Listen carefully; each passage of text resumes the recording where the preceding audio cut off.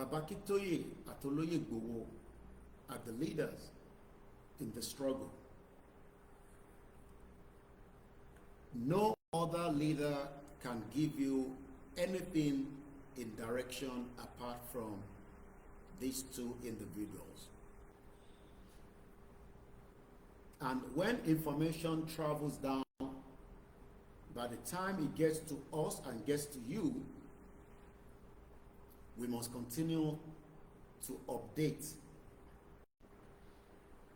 In the 30th of May, and I believe most of us were expecting that we will go ahead as we have been told with our rally this month. But that does not mean anything if it has not happened yet. Biba Bakito Solano. Unfortunately, I access the video anymore because, like I said, the World Media YouTube channel seems to be down at the moment. I don't know what the problem is. But more believe me, majority of us have listened to Baba Akintoye yesterday when he came out. Tawaba Gugu Wasoro. And we are grateful to have him alive because he is a man of honor and dignity. Could they see inti Baba Akintoye fi sọjú pé let us not give ourselves out for those that are our enemies. The major part of our enemies are the politicians, Tojamo Yoruba, and they are not interested in having a country. That's the fact, whether you like it or not. Tolóṣèlú kan bá sọ fún yín pé àwọn ní interest pé kí Yorùbá dá dúró, irọ́ ló wà ńbẹ̀. They are not interested. What they want is that Nigeria should still remain one under the fraudulent amalgamation. And that is what Baba Akintoye is trying to challenge. And by challenging that, he has taken us 5 years. Àwọn kan ló ti pẹ́, àwọn kan ní kò tí pẹ́, àwọn kan ní kò tẹ̀lé bọ́ sí. But one thing I love about Akintoye and Igboho is that they are very determined individuals. Out of all the obstacles Toti face, the biggest obstacle for me is that they are currently in exile. Àwọn méjèèjì. Some of you don't know what it means to be in exile. Kò ń ṣe pé wọ́n ọ̀rọ̀ oúnjẹ jẹ, wọ́n ọ̀rọ̀ mímu, àbí wọ́n ọ̀wọ́ òkè níbi tó wà. Ìtọ́jú wà fún wọn, àwọn méjèèjì. But the fact that they are still in exile, àwọn kọ́ ló máa kọ́kọ́ jẹ́ ẹni tó máa wà ní exile. When we look back in the history of mankind, our ẹ̀dá ènìyàn, and when you are fighting for something that is as important, tó ṣe pàtàkì, tó ṣe kókó, bí ìrìn àjò tá gbé dání, you are likely to be in exile at some point. That's tó bá jẹ́ pé wọ́n rí ẹ pa. So going back to ẹ̀yin tẹ́ ṣe ń doubt bóyá Baba Akintoye mọ̀ tán sọ, or bóyá by the time Baba Akintoye send message síta, àwa tá wá deliver message yẹn àmọ́ tá ń sọ. Bàbá jáde lánàá láti wá clarify ọ̀rọ̀ yẹn again. Pé kò àwọn tí jáde wá sọ pé a ṣe Yorùbá nation mọ́. That is number one thing that we must hold very well. Bó bá jẹ́ kí bàbá ti jáde pé a ṣe Yorùbá nation mọ́ o, kólúkálukú máa lọ́lé ẹ̀, then we can start questioning the man and say maybe he has dementia. Ọlọ́run tí ṣe bàbá tiwa bẹ́ẹ̀. Bàbá yóò ní dementia and there is nothing wrong with it. Kéèyàn tó lè dé stage tí Baba Akintoye dé lálẹ́ tó ń pè ní 90 years old, kò ń ṣe age kékeré. Age tó jẹ́ pé ó need a lot of support. Àìmọye àwọn tó bàbá tó jẹ́ pé wọ́n ti weak even in their age. So for the fact that Ọlọ́run ṣì bá wa lọ́rọ̀ ẹ̀mí bàbá yẹn, ká dúpẹ́ fún Ọlọ́run àtàwọn tó nílẹ̀ Yorùbá pé a ṣì lẹ́ni tí a lè máa point tí Tinubu bá rí gbogbo àwa báyìí nísìn tó bá tẹ̀ ní kankan tó fẹ́ ṣe fún wa bí ìkà tó bá ṣe ń wo ti bàbá Akíntóyè bóyá ó kọ̀ lè wò ó pé the age of the man, ẹ má bínú ẹ pé Yorùbá mi is not very good as many people ọjọ́ orí bàbá yẹn, but Tinubu lè má tẹ̀wọ́ ọjọ́ orí bàbá yẹn and might probably say he doesn't give a toss. Bàbá wa confused, mo dẹ̀ fẹ́ káwa náà wà confused. Bàbá ti wo the pros and the cons of báwo la ṣe máa gba country wa before he got involved into this Yoruba Nation movement. Pẹ̀lú àwọn tọ́jọ́ bẹ̀rẹ̀ as cabinet, some of them decided that ọ̀nà tí bàbá yìí fi gbà kò lè work. Àwọn kan wà wọ́n expect pé the reactions of people, àwọn wo ni people, the indigenous people, àwa ìran ọmọ aládé, àwa ọmọ Oòduà tá à ń pera wa lọ́mọ Yorùbá, and I don't want us to be confused. Pẹ̀lú ọ̀rọ̀ Ọ̀yọ́ kan ní Yorùbá, Ilé Ifẹ̀ kan ní kíní, all that is a confusion because like I said, bàbá yìí ti kọ̀wé kó tó bí púpọ̀ nù wa. My birthday is tomorrow, which is May 31st. It's not the reason why I'm sitting here. Bàbá ti ń kọ̀wé kó tó bí mi ní 1978. Bàbá ti ń draft pé Yoruba people as far back as 1977. Ìwé náà ló padà wá jáde tí èmi wá gbé dání. Wọ́n ì tí bí mi. So ìwọ tí o wá ń disrespect pé bàbá yìí ò mọ tó ń sọ by giving yourself headache pé bàbá tí wọ́n sọ pé rally tó jẹ́ kó wáyé kò tí wáyé. Bàbá yẹn ò mọ tó ń sọ. Bàbá mọ tó ń sọ.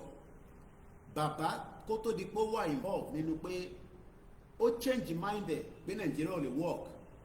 Ó ti wo gbogbo pros and the cons of Nigeria pé ìlú táwọn fẹ́ jẹ́ kó work ní ìgbà táwọn wà ní Second Republic, because Baba was a politician. He was a senator before in Nigeria in the Second Republic, and the fact that politics tó ń ṣe nígbà yẹn, politics to work and make the country to progress, òun ló gbé dání. But àwọn tọ́jọ́ ń ṣe politics yẹn níjọ́ náà lọ́hùn tó ń pè ní the North, àwọn ò ṣe anything to make Nigeria to go progression. They were literally doing the opposite. Òun ni kò ṣe ní impact lẹ́nìí. Impact tí kò bá mú jáde, it would have been the Black Africa or whatever they're calling it. But later, kò ṣe pé àwọn bàbá yìí náà mọ̀ pé Nigeria kọ́ ni Nigeria, it is a Yoruba land. But they were hoping that they can push it forward to achieve something out of it. Pẹ̀lú àwọn bàbá Awólọ́wọ̀, even àwọn Biafra, I've watched a lot of their comment on Baba Awólọ́wọ̀, especially during the Biafra war, because àwọn náà celebrate Biafra Day lẹ́nìí in terms of their fallen heroes. But the fact that tí kò bá ń ṣe pé Britain kó gbogbo àpapọ̀ in the first place, kò likely pé ogun Biafra máa wáyé, mo fẹ́ ka dìyẹn mú. Kò likely pé a máa ní any relationship ju pé a kò máa gbọ́ pé ìlú kan ń bẹ níbẹ̀ yẹn, tó bá wá wùn wá la máa lọ síbẹ̀. Táwọn bá fẹ́ wá sọ́dọ̀ tiwa, ó máa ní reason tó ṣe fẹ́ wá, bóyá torí pé a wà well civilized, àbí wọ́n rí kankan tó fẹ́ lò lọ́dọ̀ wa lọ́ ṣe máa wá sọ́dọ̀ wa. So we can continue to put the blame on this and that, but the major blame is Britain. Britain gangan ló dá gbogbo yánbọnyánrin yìí sílẹ̀ tá fi wà ní situation tá tún wà lénìí. Àwa ní bàbá kan tó ń pè rẹ̀ ní Professor Akintoye tó wá ń sọ fún wa nísìnyí pé after looking at Nigeria and coming to the age táwọn ọdẹ lénìí at 90, kí gbogbo ọmọ Yorùbá lọ múra sílẹ̀ pé a fi gbára wa sílẹ̀, àdèmá láti gbára wa sílẹ̀. Ọ̀nà tá a máa fi gbára wa sílẹ̀, bàbá àgbàlagbà ní bàbá ò ní fi gbogbo ẹnu bá wa sọ̀rọ̀ tán. Bàbá máa lu òwe, wọ́n ní ìyẹn a máa lo a máa fi ìlù, Yorùbá ló máa fi ìlù, a máa fi control ẹni tó ń lead orin yẹn. Táwọn olórin bá wà lórí stage tó ní gàngán bá ń lu gàngán yẹn, á change dynamic yẹn pẹ̀lú ẹni tó ń kọrin gàngán pé eléèlú ẹ̀kú ké nísìn. Ike tí bàbá ń ké fún wa pé wọ́n sunkún pé ilẹ̀ Yorùbá ti wà in damage, àwọn olóṣèlú dẹ̀ fi accept it. Wọ́n sì fẹ́ insist pé it is either their own way or nobody's way. Now bàbá wa sọ fún wa pé it is gonna be our own way. Báwo ló ṣe máa jẹ́ way tiwa? Òun ni pé we will forge ahead and have an independent country. But many people are asking how. Ọ̀nà wo lẹ máa gbà bàbá Akíntóyè? Kí ló máa ṣe tí Yorùbá country máa fi di reality tó ń ṣe ta kan sọ lórí social media báyìí? Bàbá kickstart by assembling, putting people together, and we were taken down to the UNPO láti lọ register. UNPO kì í ṣe United Nations. UNPO is a different organization, an independent organization tó yàtọ̀ sí United Nations. United Nations ní àgbájọ àwọn ìlú tí Nàìjíríà náà jẹ́ representative. Nàìjíríà ò bá má jẹ́ representative tí kò bá ń ṣe pé wọ́n join in Nigeria together. Igbo máa wà níbẹ̀, Hausa máa wà níbẹ̀, Yorùbá máa wà níbẹ̀. There might be probably 5 or 6 countries tó máa jáde láti section ọ̀dọ̀ tiwa tó máa wà lábẹ́ United Nations. Tó bá jẹ́ pé a lọ síbi tí wọ́n pè ní 1914 amalgamation, a ní Odùduwà Republic or either Yorùbá Nation or Yorùbá Kingdom, a ní Biafra, a ní Hausa Kingdom, a ní Ìjọ. These 6 that have been represented in the United Nations, ìyẹn la máa wá work on. Whether this country are now perfect or not, ìyẹn ò ṣe problem anybody. Olúkálùkù ló máa mọ bó ṣe fẹ́ develop agbègbè ẹ̀. But since the Britain ti tọwọ́ bọ ti tọ̀dọ̀ tiwa, òun ló ṣe ló ń represent gbogbo wa as one entity tó ń pè ní Nigeria, tí a fi register Nigeria sí United Nations as a member, because tá bá lọ wo ìgbà wo ni Nigeria di member of this same United Nations. Tá bá lọ bèrè pé nígbà wo gan ni Nigeria di member of the United Nations. Nigeria, the Federal Republic of Nigeria, is a member of the United Nations. It was officially admitted ní October 7, 1960.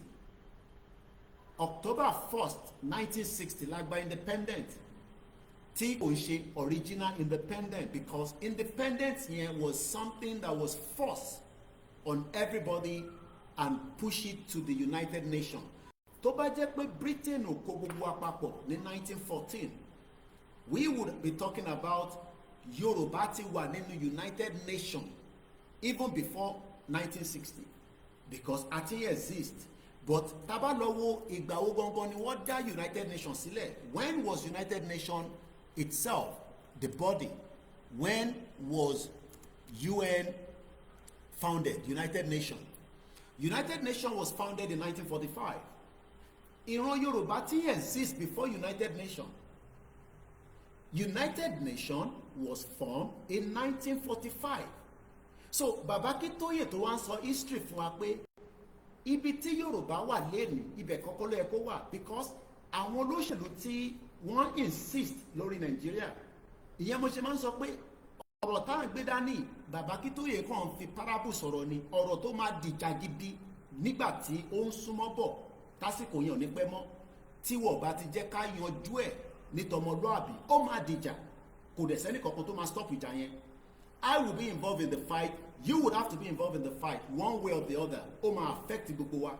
But the fact that a ṣe ń prepare, a ṣe ń galvanize, a ṣe ń mobilize, it is then what we call movement. Ibi tí movement jáde nìyẹn.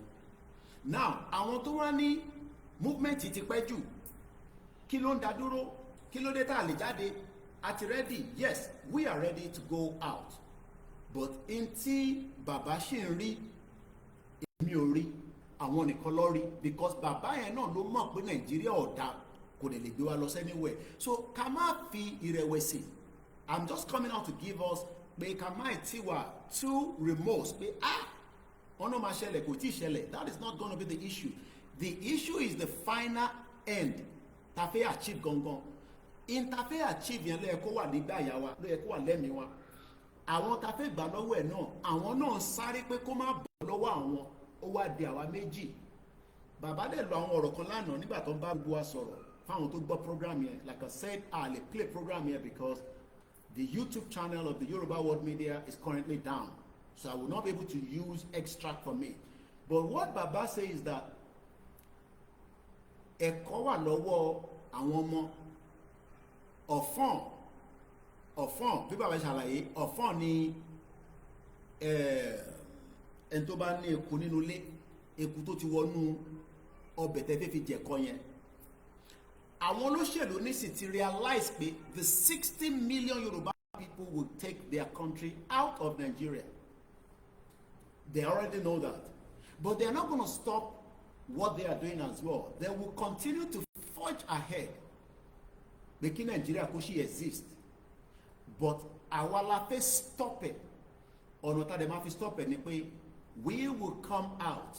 But the fact that Baba ti sọ pé a máa jáde tẹ́lẹ̀ rí bẹ́ẹ̀. This was about 2022-21. Just like bá ṣe mobilize ní sínú ni Baba sọ nígbà yẹn. I was in that meeting. Tí Baba ti sọ kó tó di pé many things happen, and for whatever reason it did not take place. But this time around it will still take place. No matter when Baba will call the shot, it will happen. Now, how prepared are you and me is what the politicians don't know. Politicians don't know who is going to be who on the day Tabati Jade, because the reactions of the Yoruba people on the time Tabati Jade, they will not be able to stop it and control it. It will become a very difficult task.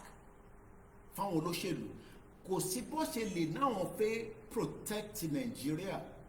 Nigeria fúnra ẹ̀ máa fall apart because many things is now showcasing the negative part of Nigeria outside, even though the Western world are still defending Nigeria.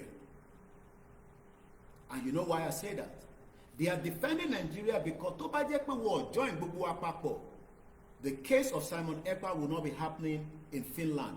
Adeyinka grandson will not be held in London for whatever offenses. People will not be talking to us and say we are secessionists, we are terrorists, we are doing treasonable offense on our ancestral land. Tí Britain wá kó wa lẹ́rú for many years, and after tó kó wa lẹ́rú tán, in conjunction with àwọn balẹ̀ Yorùbá náà ni, because kò ń ṣe pé àwọn Britain nìkan ló kó wa lẹ́rú, tàbá kan sọ pé Britain kó wa lẹ́rú, àyè sọ̀rọ̀ ni. Our king were involved in the slave trade.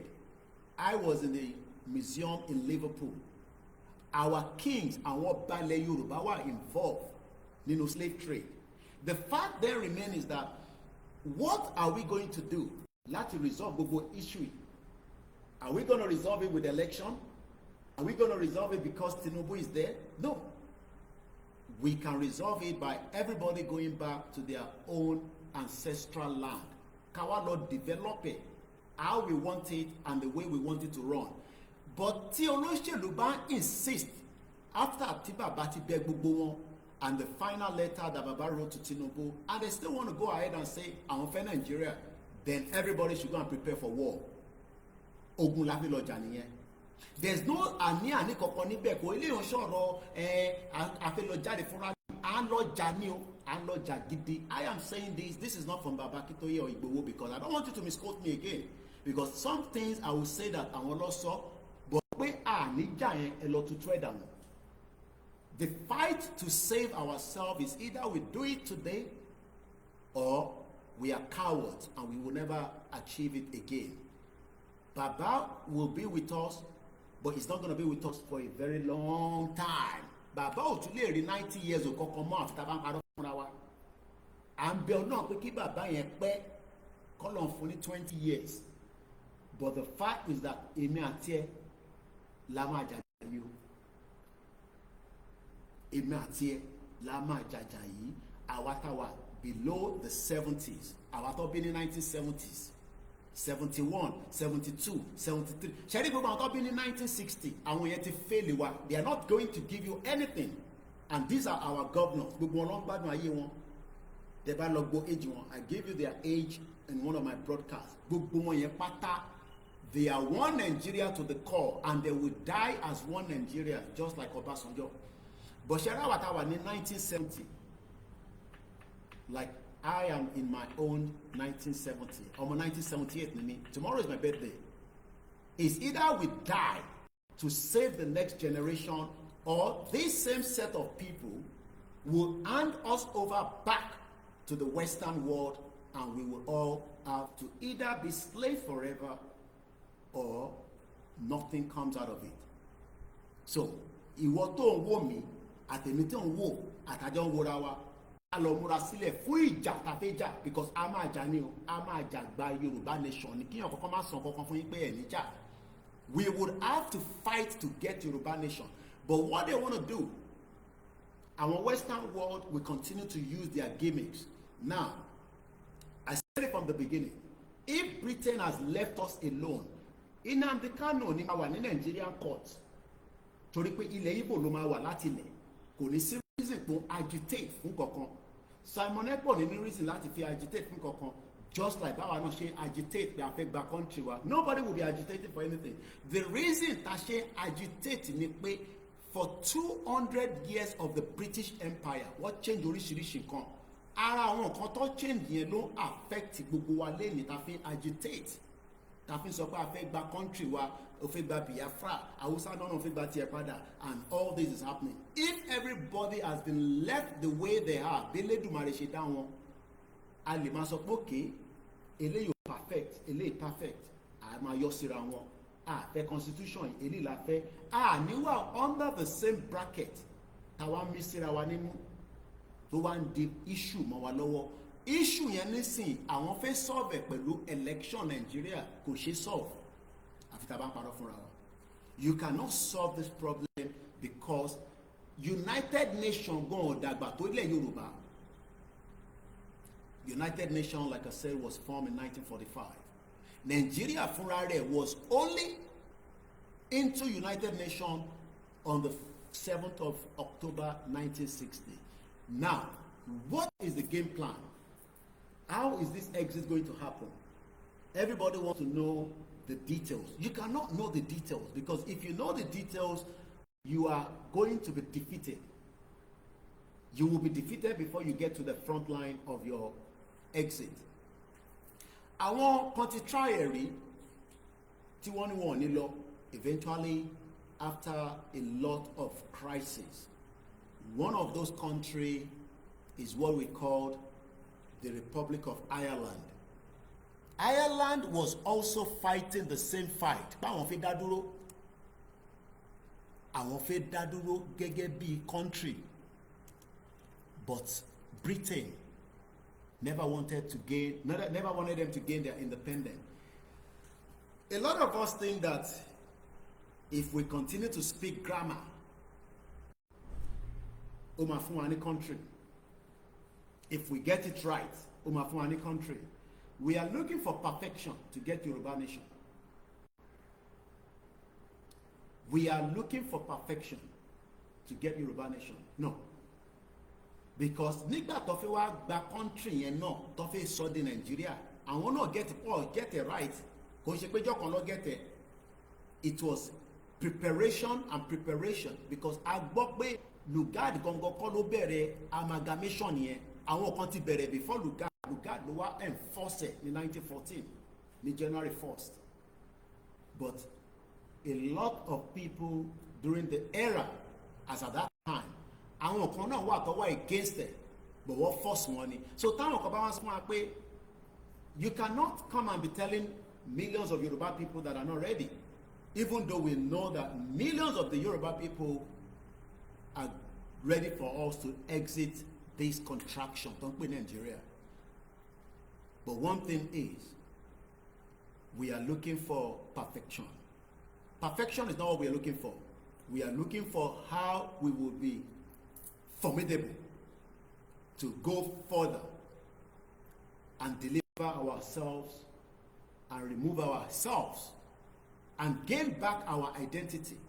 Because in Toba Timu Nigeria ko break, identity wa ma padà sí wa lọ́wọ́. Àwọn tí wọ́n dẹ̀ mọ̀ the value of that identity wọ́n fẹ́ kó padà sí lọ́wọ́. So that means now we are seeing all these cases. Nnamdi Kanu is in the court. Kí ló ń béèrè fún? Ó lóun fẹ́ Biafra. Wọ́n ní náà ò lè gba Biafra o because treasonable offence ni. Simon Ekpa àwa náà ní sìn wọ́n lé bàbá Akintoye kúrò nílùú, wọ́n lé Igboho kúrò nílùú, wọ́n ní Igboho wà wanted. Kí ló wà wanted fún?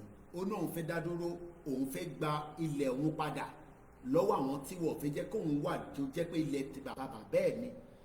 All this is something that we must understand.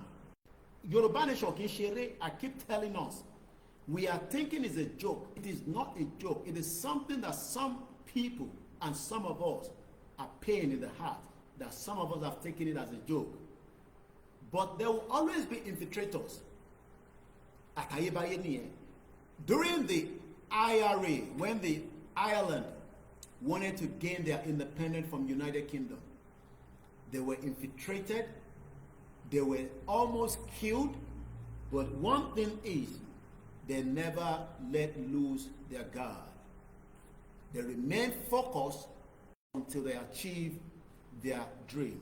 And let's go and see the overview of how Ireland, taban àwọn countries yìí, a kò fi ń ṣe àpèjúwe ni, báwa ṣe máa gba tiwa yàtọ̀. So tí bàbá bá ní Yorùbá ọmọ Yorùbá ẹ lọ máa gbáradì, ẹ máa jáde fún rally, wọ́n ní ká lọ máa gbáradì náà ni. Tó bá ní May ló máa jáde, tí kò dẹ̀ ti jáde ní May, wọ́n ti sọ fún wa pé kò ní jáde mọ́. One thing is, ká sì lọ máa gbáradì. Because níjọ́ tá bá ti jáde tán yẹn, níjọ́ ẹni country wa ti dé o. I don't think some of you understand what this is all about. Ẹ fi pé bóyá rally. No. Our coming now is what we want to gain, how we want to get our country.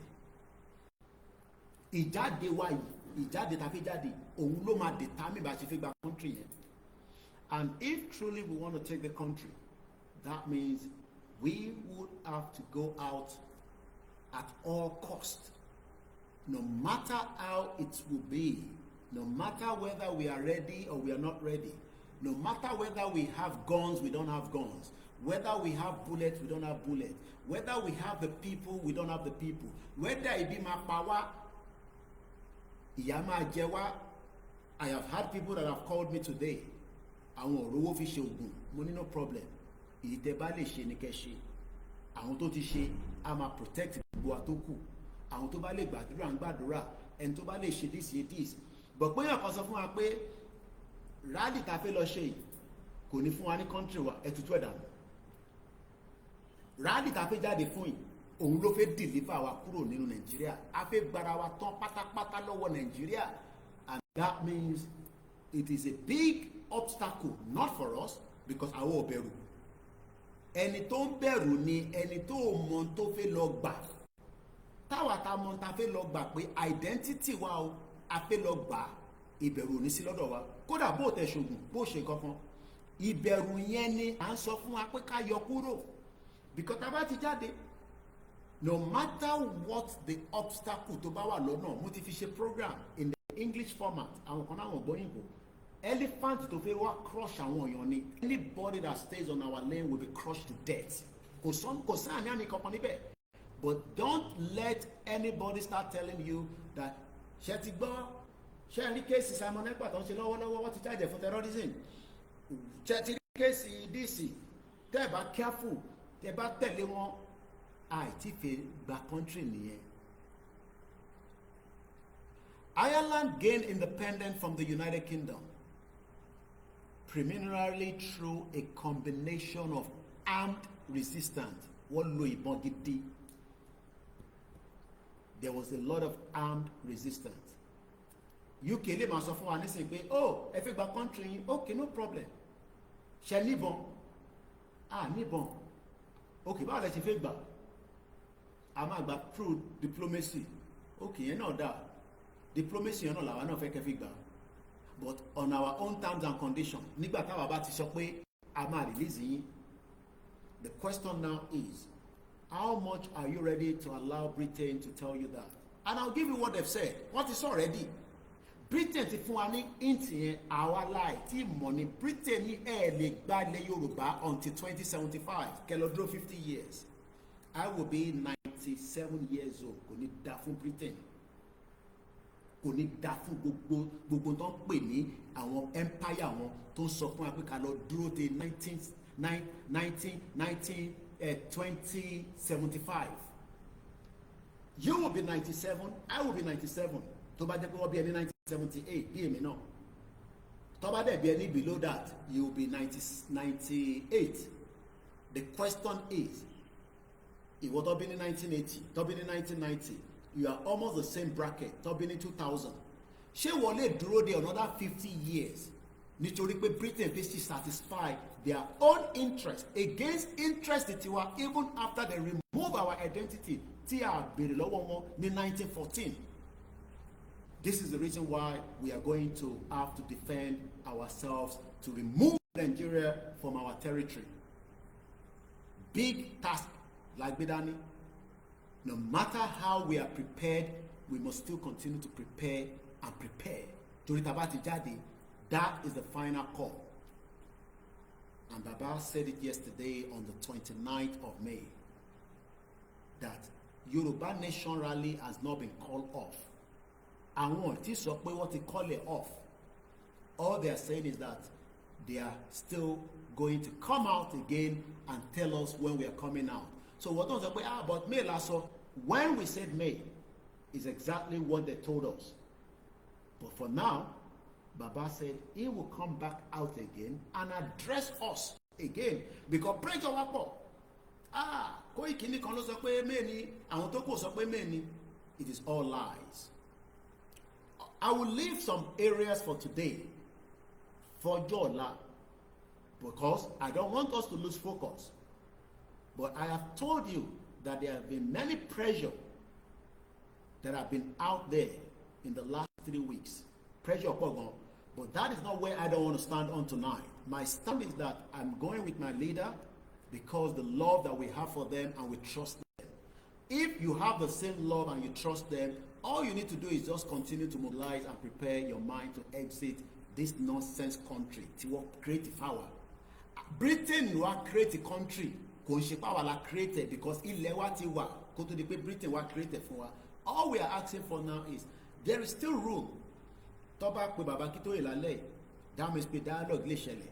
But the fact that tó bá ti pe bàbá yẹn títí tí bàbá yẹn máa fi ní ká jáde, kẹ́ni kankan máa expect pé dialogue la fi gbà mọ́. There is still that little time frame, but àwọn olóṣèlú ní kẹ́ fuck off. That is the right word they're telling you. Pé kẹ́ gbogbo kẹ́ fuck off. Tẹ́ bá tó bẹ́ẹ̀ ẹ wá gbalẹ̀ yín mọ́ wa lọ́wọ́. This is why we are telling them that a máa gbalẹ̀ yín mọ́ yín lọ́wọ́. Ilẹ̀ tẹ́lẹ̀ ní fẹ́ fi sílẹ̀ yẹn is either you die àwa kọ́ la máa kú because ẹ lè gbé Nàìjíríà lé wa lórí mọ́ even after we have given all this exposition about Nigeria because gbogbo nǹkan tó yẹ káwọn èèyàn mọ̀ láyé kíyàn kankan má sọ pé yẹn kankan mọ̀ kankan. Everybody knows that Nigeria was put together in 1914. Wọ́n lè má mọ ìdí, wọ́n lè má mọ reason. But the fact that àwọn bàbá kan ti sọ fáwọn ọmọ wọn tẹ́lẹ̀ pé nǹkan báyìí là ń jẹ́ tẹ́lẹ̀ gbogbo palaces ló mọ̀ yẹn. Tẹ́ ẹ̀ bá àwọn tó bá gbọ́ ẹni kọ́ lọ bá wọn kọ́ lọ bá gbogbo àwọn ọba tó wà ní àdúgbò wọn ní state wọn káwọn ọba wọn sọ fún wọn ṣé bíbá ló ń pè ní Nàìjíríà tẹ́lẹ̀ ọdún wo ló bẹ̀rẹ̀ sí pè ní Nàìjíríà ọba tó bá ti mọ̀ kọ́ yọba yẹn kúrò lórí oyè because ọba gbọ́dọ̀ mọ tó ń jọba lé lórí kò ń ṣe Nàìjíríà ló ń jọba lé lórí ní before 1914 ilẹ̀ Yorùbá ló ń pè bẹ̀yẹn ilẹ̀ Oòduà ló ń pè bẹ̀yẹn and they cannot continue to deceive us after we have given all these reasons that ìdí tá a ṣe fẹ́ jáde kúrò ní Nàìjíríà kò ń ṣe torí Fúlàní I keep telling you tẹ́ bá ń sọ pé Fúlàní wà nùgbò yín lẹ́sẹ̀ gba Yorùbá nation you are bloody wasting your time our identity that has been stolen láti fi kúrò ní Nàìjíríà àkọ́kọ́ gbọ́dọ̀ gba tá a bá gba identity wa àwọn ọmọ tó wà nígbó wa, àwọn ẹni tó ń gbé láàrin wa, àwọn Ìgbò tó náà fẹ́ máa dà lóru tó fi wá ṣòwò fake ogun, àwọn ọmọ Yorùbá tó ń jalè láàrin wa, àwọn tá a máa ṣe fún. but tá a bá ṣì ń rí mẹ́pa afẹ́ wà nínú Nàìjíríà, afẹ́ kúrò nínú Nàìjíríà torí pé Fúlàní àìtí ìmọ̀ ta fẹ́ nìyẹn. Let's go back and see how Ireland gained their independence from the United Kingdom. Mo kí gbogbo alẹ́ nǹkan say very good evening. Ireland gained the independence from the United Kingdom primarily through a combination of armed resistance. Britain mọ̀ pé ìbọn làwọn Ireland fi bá wọn jà àti oríṣiríṣi àdó olóró tó ń pè ní bomb. There was also political maneuvering and negotiation. I said it during my broadcast yesterday. Ìtí mo ṣe lánàá. A journalist was asking a stupid question from the United States government, Donald Trump. Donald Trump wá ní torí ẹ̀ bá pé torí orí ò pé ni torí ẹ̀ bá pé wàá mọ̀ pé Amẹ́ríkà ti dẹ́ kóhun tó dé bíbá 6 months nǹkan kan ṣẹlẹ̀, òun wá lọ gba $14 trillion investment wá sínú Amẹ́ríkà, ó wá ń bí òun pé òun gbé tariff lọ sókè, òun gbé wá sílẹ̀. The question is, are we still going to negotiate? Yes, there is still room for negotiation. No matter how we are feast, tẹ́mi wá wà pé a máa lọ dàrú ni, there must be room for negotiation. Is there ongoing negotiation right now? The answer is no. Gbogbo ẹni mo fi bá yín sọ, kò sí negotiation láàrin bàbá wa àti federal government, even though wọ́n ti kọ lẹ́tà sí Tinubu. That means pé Tinubu is still adamant, even whether he cares about his health. He will survive before 2027. He will die before 2027. He will be alive till 2031. He doesn't give a fuck about any one of that. Emma Binu, if I'm using this word. That is the way you can understand it. Tinubu doesn't give a monkey about you and me. Tinubu is more concerned about how he can bring himself back to power in 2027, and we would have to challenge that. Because Tinubu kọ́ lórí ilẹ̀ Yorùbá. Ilẹ̀ Yorùbá ò kìí ṣe ilẹ̀ bàbá ńlá Tinubu, ilẹ̀ gbogbo wa ni, gbogbo wa lájọ ní. Kọ́ tètè lọ sọ fún Tinubu bẹ́ẹ̀ pé ìwọ ni kọ́kọ́ lórí ilẹ̀ Yorùbá. Tó bá dẹ̀ rò pé òun máa wá lo Nigerian force lé wa lórí, things will have to be destroyed and himself will have to run away from Nigeria, because ìyẹn ni bàbá kí tó yẹ ṣe sọ fún pé ṣó rántí? It has been like that before. Tó bá gbàgbé, let me remind Tinubu again in the letter that our leader, Professor Akitoye, addressed him about why he needs now to negotiate before it is too late. Tí Tinubu bá ní orí òun sán pọ̀ mọ́ àlè lòun, òun mu drug, òun ò fi gbọ́n kan tá à ń sọ, á jẹ́ pé àwa àti Tinubu àjọ máa kó sínú ṣòkòtò kan náà, Nàìjíríà ò rẹ̀ ní exist mọ́. Ẹni mi ni mo sọ bẹ́ẹ̀. Tí Tinubu bá rò pé bóyá torí òun ní Nigerian military lọ́wọ́ àbó òun ní Nigerian security lọ́wọ́, ó kọjá bẹ́ẹ̀, kò ń sọ̀rọ̀ security lílé. Ilẹ̀ Yorùbá ló ń pè bẹ́ẹ̀ yẹn, kò ń ṣe ilẹ̀ Tinubu nìkan. And this is why even during the IRA, which are the Ireland, nígbà tó fi gbara wọn kúrò, even though pé wọ́n ní ìbọn tó pọ̀ lọ́wọ́ tó fi ń jà pẹ̀lú Britain, wọ́n ṣe negotiate o. But one thing is, we can still negotiate only if the politicians want a negotiation between us and them. My question then is, do you, ṣẹ́yìn rò pé Tinubu fẹ́ negotiate? As I speak in the 30th of May 2025, aago méjìlá fi lọ lù at my own zone, time zone. Tinubu is not still ready to negotiate for Yoruba to exit. And this is how Baba Akintoye addressed him at the second part of his letter. And it goes like this. Your Excellency, in your exalted position as the President of Nigeria and a major factor in today's international order, you know very well that self-determination is a right, an inalienable right. Tinubu ò kì í ṣe Buhari. Tinubu gbé ní UK, ó gbé America, ó kàwé, ó nímọ̀, kò lè sọ pé òun mọ̀ tán pè ní self determination, kò dẹ̀ lè sọ pé òun mọ̀ pé ilẹ̀ Yorùbá ti exist before Nigeria, because gbogbo wọn lè máa pretend báwọn ọmọ wọn mọ̀. Kò ń ṣe pé àwa la ṣe máa sọ fún Tinubu. Tinubu wà aware, but Tinubu is also using Nigeria not to enrich himself, to save the agenda of Britain for 2075.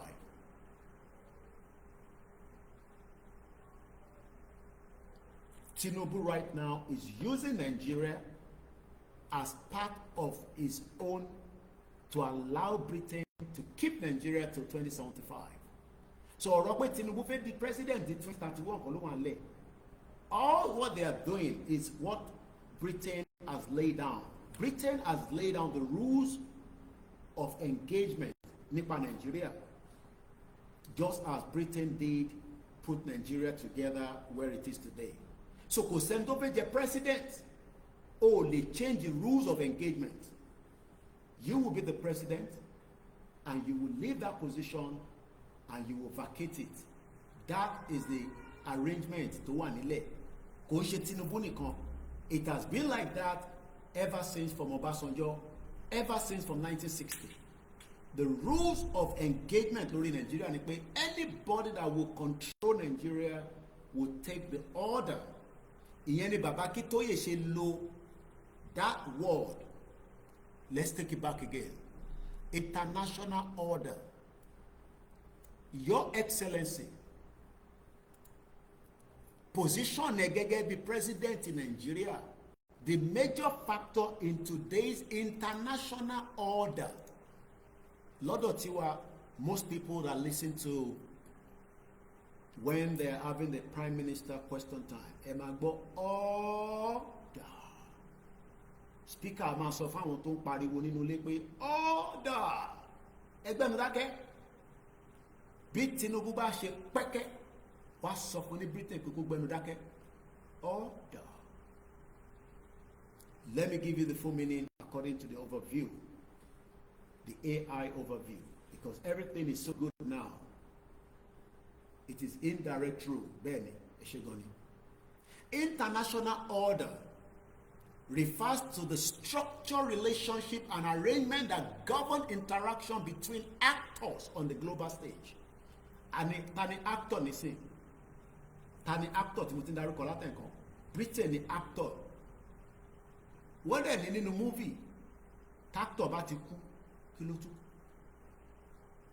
That is the reason why we cannot joke with Igboho. We have to protect him round the clock. His protection has to be round the clock with everything. Agbọ́dọ̀ fi media protected. Agbọ́dọ̀ fi spiritual protected. Agbọ́dọ̀ fi owó protected. Agbọ́dọ̀ fi gbogbo nǹkan protected, because tí Igboho bá ti kúrò nínú movie, that is the end of the film. Ààrẹ ní kankan tó lè jáde láti ìgbà tí Igboho ti wà ní exile tó fi àyà lọ síta pé èmi lọ́mọ Yorùbá tí mò ń lead Yorùbá nation. Ó yẹ máa bọ̀. Gbogbo àwọn tó náà wọ́n ṣe, gbogbo wa láti rí result wọn. They are working as Nigerian actors but using Yorùbá as a gimmick. Àti rí ẹni tó náà máa wọnú palace ọba, òun máa lọ gbé ọba jáde báyìí. Àti rí tó ti káàkiri oríṣiríṣi. Àìtí rí ẹni tó ní àyà tó tó Ìgbòho among all the Yorùbás. Kò ń ṣe pé kò sí, gbọ́wọ́ jáde. But wọ́n mọ̀ pé tí Ìgbòho bá jáde, àwọn á tẹ̀lé lẹ́yìn. That is why everybody is saying, gbọ́ tí Ìgbòho sọ pé rally ń bọ̀. Ìgbòho ìtí ní rally máa dé, kí ló ń ṣẹlẹ̀? Even though they want to know what they are not meant to know. Because everybody knows that Igboho is the one that has the key right now. Sọ̀rọ̀ Nigeria bó ṣe máa pín. Pínpín Nigeria nísìnyí o, ọwọ́ Igboho ló wà. Torí Ọlọ́run ti fún ní that imoni, ó ti fún ní strength yẹn láti lè lead the movement yìí tí Baba Akintoye jẹ́ leader tiẹ̀.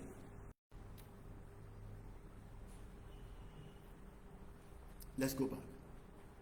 International order.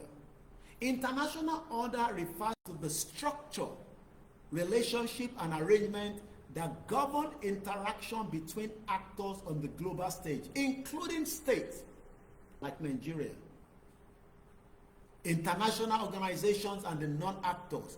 It encompasses the rules and the norms and the institutions that aim to establish a system of predictability and stability in international relations. Kí ni wọ́n try láti sọ mẹ́rin ni pé now púpọ̀ nù yín fẹ́ Yorùbá nation, but ẹni tá a fẹ́ bá sọ̀rọ̀ tó ń pè ní Tinubu tí bàbá ń kọ lẹ́tà sí international order ló follow. Àwa la fẹ́ break international order yẹn because àwa ò follow Britain. Àwa tá wà lábẹ́ bàbá Akíntóyè. Torí tó bá yẹ pé bàbá Akíntóyè náà follow Britain ni bàbá Akíntóyè lè jáde fún òun fẹ́ gba Yorùbá nation. Tó bá jẹ́ pé bàbá Akíntóyè náà àtolóyè Ìgbòho tí wọ́n bá follow international order wọ́n tó bẹ́ẹ̀ kọ́ máa náà fẹ́ gba Yorùbá nation fún wa. Now, all the politicians are following the same protocol by using Nigeria that is not in existence before 1914. Because the rules of engagement ni pé everybody tó bá ń ṣe pé Nigeria ló ń ṣe tó fi represent Nigerians ó lè dá ṣe fún rẹ̀ ó máa gba order ni. Àwọn báńkọ́ mo ti sọ fún yín tí ọba kan bá jáde tó bá sọ fún mi pé òun ò follow the rules of engagement láti Buckingham Palace ó gbọ́dọ̀ lè jáde kò ń ṣe pé ìtọ́nà máa sọ fún mi pé wọ́n ń ṣe lábẹ́lẹ̀. They have to come out physically and speak to the world and let the world hear their voice because ancestral home wọn ni àwọn ọlọ́ni ilẹ̀ yẹn. Ancestral home wọn ni bóyá àwọn baba ńlá wọn kan ti wá ṣe àṣìṣe àtàwọn ìyá ńlá wa kan tó ṣàṣìṣe tó fọ́ọ̀sì ilẹ̀ yẹn fún Britain. àmọ́rú àjọṣepọ̀ tó ṣẹlẹ̀ in that century. Àmọ́rú àwọn ètùtù tó ti gbé. Many things has happened during that era. Àìmọ̀rí oríṣiríṣi nǹkan tó ti ṣe sílẹ̀ Yorùbá pé okay, let me give you an example. Why do you think America has a cordial relationship with Saudi Arabia? Who knows? The reason why America continues to support Saudi Arabia is because Saudi Arabia has what America needs. Saudi Arabia will destroy America within 10 seconds. But America assures Saudi pé any day, any time, we will give you all the protection that you need. But all you have to do is, ṣẹ́rí dọ́là wa ẹ má jẹ́ kó fọ́. Let's maintain the dollar and use that to run the world. And that is why the world now is looking into whether they can continue with the dollarization. It might take some time. Saudi ló back America lórí ọ̀rọ̀ dollar. I don't want to go into that too much. Let's go back to the letter tí Baba Akíntóyè kọ. I've given us the background of international order. But àwọn kan náà béèrè, what is an example of international order with a question mark? The World Trade Organization tó ń pè ní WTO, àwọn olórí burúkú àwọn tó sọ gbogbo adébí tá a wà lẹ́nìí. Because order yẹn sì ń wá látọ̀dọ̀ tiwọn. WTO, IMF, World Bank. Ẹ rí pé nígbà tí Donald Trump dé, America left what they called the WHO. Kí ló dé tí America ṣe fi WHO sílẹ̀? Let me take you back to when Donald Trump, the first part of executive order tí Donald Trump ṣe nígbà tó dé ni pé because America non take a position pé they are a sovereign state and they can do what they want to do without all this fuckery organization, don't put on organization. Withdrawing, this is coming from the White House website, presidential action. Withdrawing the United States from the World Health Organization. The question is, why must we remain in the WHO, don't we need World Health Organization? Withdrawing the United States from the World Health Organization by the authority vested in me as the president by the Constitution and the laws of the United States of America. It is hereby ordered. And what that means is that very soon by the constitution and the power of the 60 million Yoruba people, we will give Baba Akintoye the mandate to go ahead and declare Yoruba nation when he's going to be ready to do so. Àwa la máa fún Baba Akintoye ní order yẹn kó go ahead and declare Yoruba nation so that we can leave Nigeria. But Baba Akintoye gbọ́dọ̀ tí declare Yoruba nation until we push ourselves out on the street and demand to the people that are managing Nigeria on behalf of Britain. Àwọn olóṣèlú pé ẹ ní sóríire gbogbo yín látòkè délẹ̀. We would leave Nigeria bẹ́fẹ́ bẹ́kọ̀. Ẹni tó bá bíbà bẹ́ẹ̀ dá kó di wa lọ́nà. That is what we're going to do. That is why it's going to be a big fight between us and them. They know what more the final stage of this game. But what fi mọ̀ níbo ló fi gbà jáde. Ọjọ́ wo ni Koiki ṣe bó ti sọ pé May calm down àgbọn kankan mọ́. Ẹ ti back up ni, tó ti rẹ̀ yín ni, tó ti sú yín ni. Because wọ́n mọ̀ pé order Baba Akintoye tó bá ti jáde, wọ́n bí bàbá Tinubu dá tó bá sì wà láyé kó sọ fún wa pé ká stop. Order ni the same order tí Tinubu ń gbà láti ta, àwọn ò ní gba order yẹn because àwa kọ́ ni Britain tí Tinubu fún ní order. Tinubu á máa gba order lọ́wọ́ Britain because make sure pé wọ́n disperse gbogbo wa ọ̀rọ̀ Yorùbá nation yẹn gbogbo. Bàbá sọ fún yín pé 3 days. 3 days is more than enough to shut down a country. 72 hours. I need more than 1 week. Taba serious ti gbogbo 60 million bá jáde. 3 days gbogbo Nigeria máa shut down ní southwest. Kò ní sí nǹkan tó máa rìn tó máa move. Ìyẹn ni bàbá ṣe sọ nínú broadcast lánàá kó farabalẹ̀ torí pé ẹlòmíì ò kì í gbọ́ràn mẹ́lọ́ máa ní Koiki ló wá sọ ilé. Bàbá ní kẹ́ lọ múra fúnjọ́ mẹ́ta tó jẹ́ pé tí o lè sọ pé yes ọjọ́ mẹ́ta yo nǹkan wà nínú ilé tó lè jẹ pẹ̀lú àwọn ọmọ ẹ tó lè mú bí alẹ́yìn ọjọ́ kẹta ilẹ̀ àti dá díẹ̀ atẹ́gùn àti fẹ́ ó lè jẹ́ atẹ́gùn àlàáfíà ilẹ̀ Yorùbá ló máa ti fẹ́ gbà yẹn àwọn àjàlẹ̀ síta.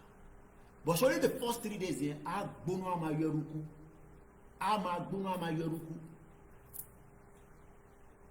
Let's go back to America one more time.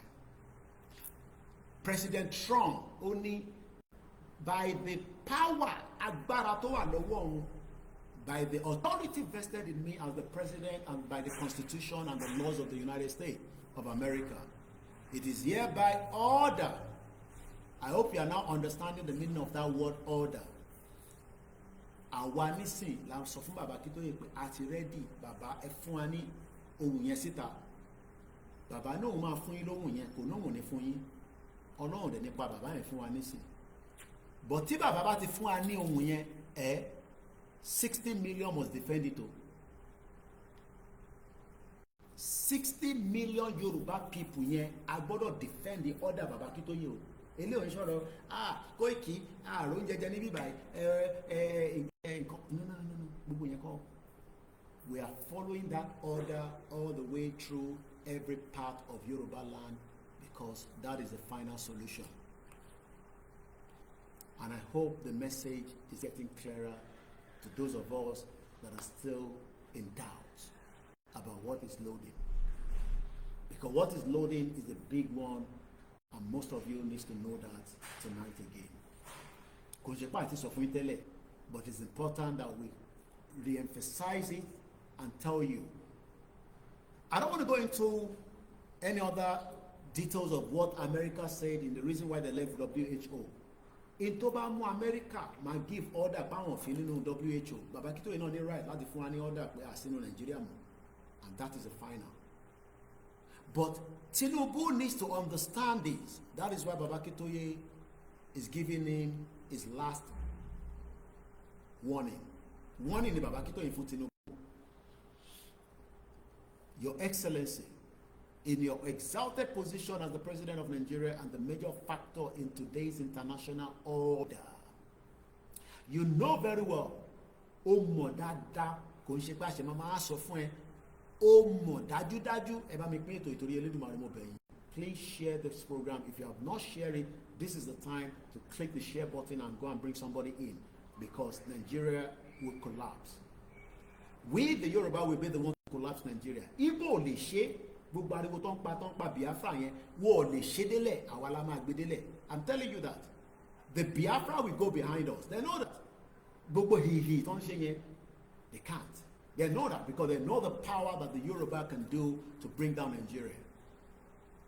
But the same other part of the Yoruba that are just 1% don't tell Tinubu, they think that they can crush the remaining 99%. But if it crush you, we want to say it when we come out on the street of Yoruba land. Cut try it. Then I'm not going to Yoruba because the ancestral land is not for them, it's for every single one of us. Please.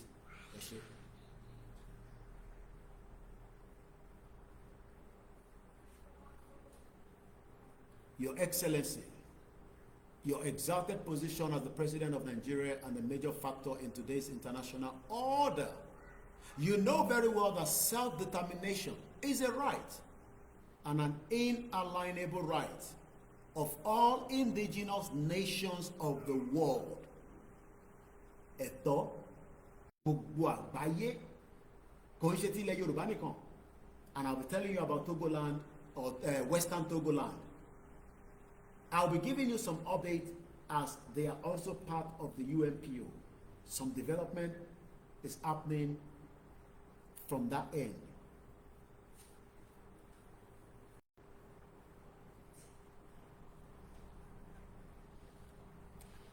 International community.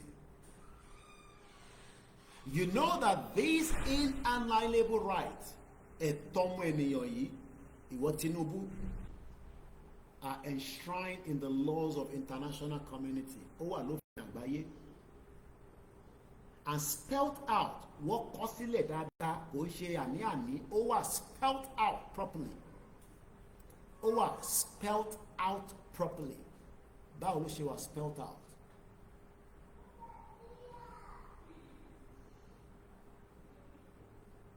In many important international conventions and declarations. Tó kọ sílẹ̀, convention ni àwọn kan tó ti kọ síta pé òfin yìí o, international law yìí o, Nàìjíríà náà wà embedded o, àwọn ọmọ Yorùbá wá fẹ́ lò. Tinubu ò lè sọ pé òun ò mọ̀ nípa ẹ̀. Tó bá náà òun mọ̀, kó lọ gba àwọn lọ́ọ̀yà, kó béèrè lọ́wọ́ AGF tó kàwé jùlọ ní law, kó pe Yẹmí Ọ̀sínbàjò, Senior Advocate of Nigeria, kó pe Afẹ́ Babalọ́lá, kó tètè máa ṣàlàyé fún, because the Yoruba people want to have their country back.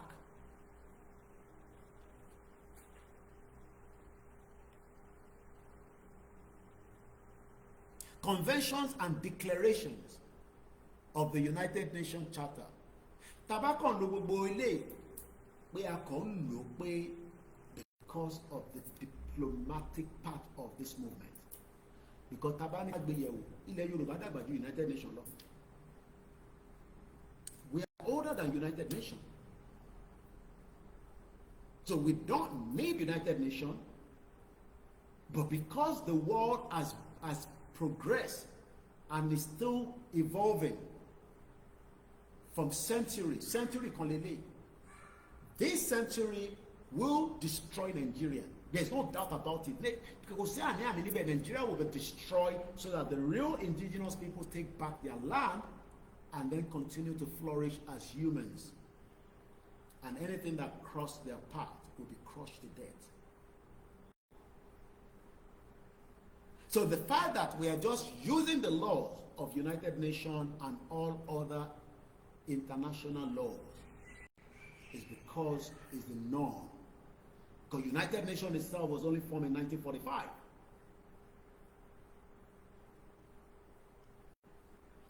The International Covenant on Economic, Social and Cultural Rights, Morika Biesi Oni of Ife, representing Nigeria on cultural rights, when it should be representing Yoruba land. Because Igbo no one represent in Nigeria. The same Fulani that are killing your people, Tane Onilo represent. is meant to be representing the Omo Oduduwa, our Omo Iromo Alade, not Omo Igbo. Kini kan apel Omo Igbo at Omo Hausa. But today, I saw it in the news as Kábíyèsí continue. Ìjọ ni wọ́n fi Kábíyèsí jẹ kini kan of. I'm trying to get the article out in a minute.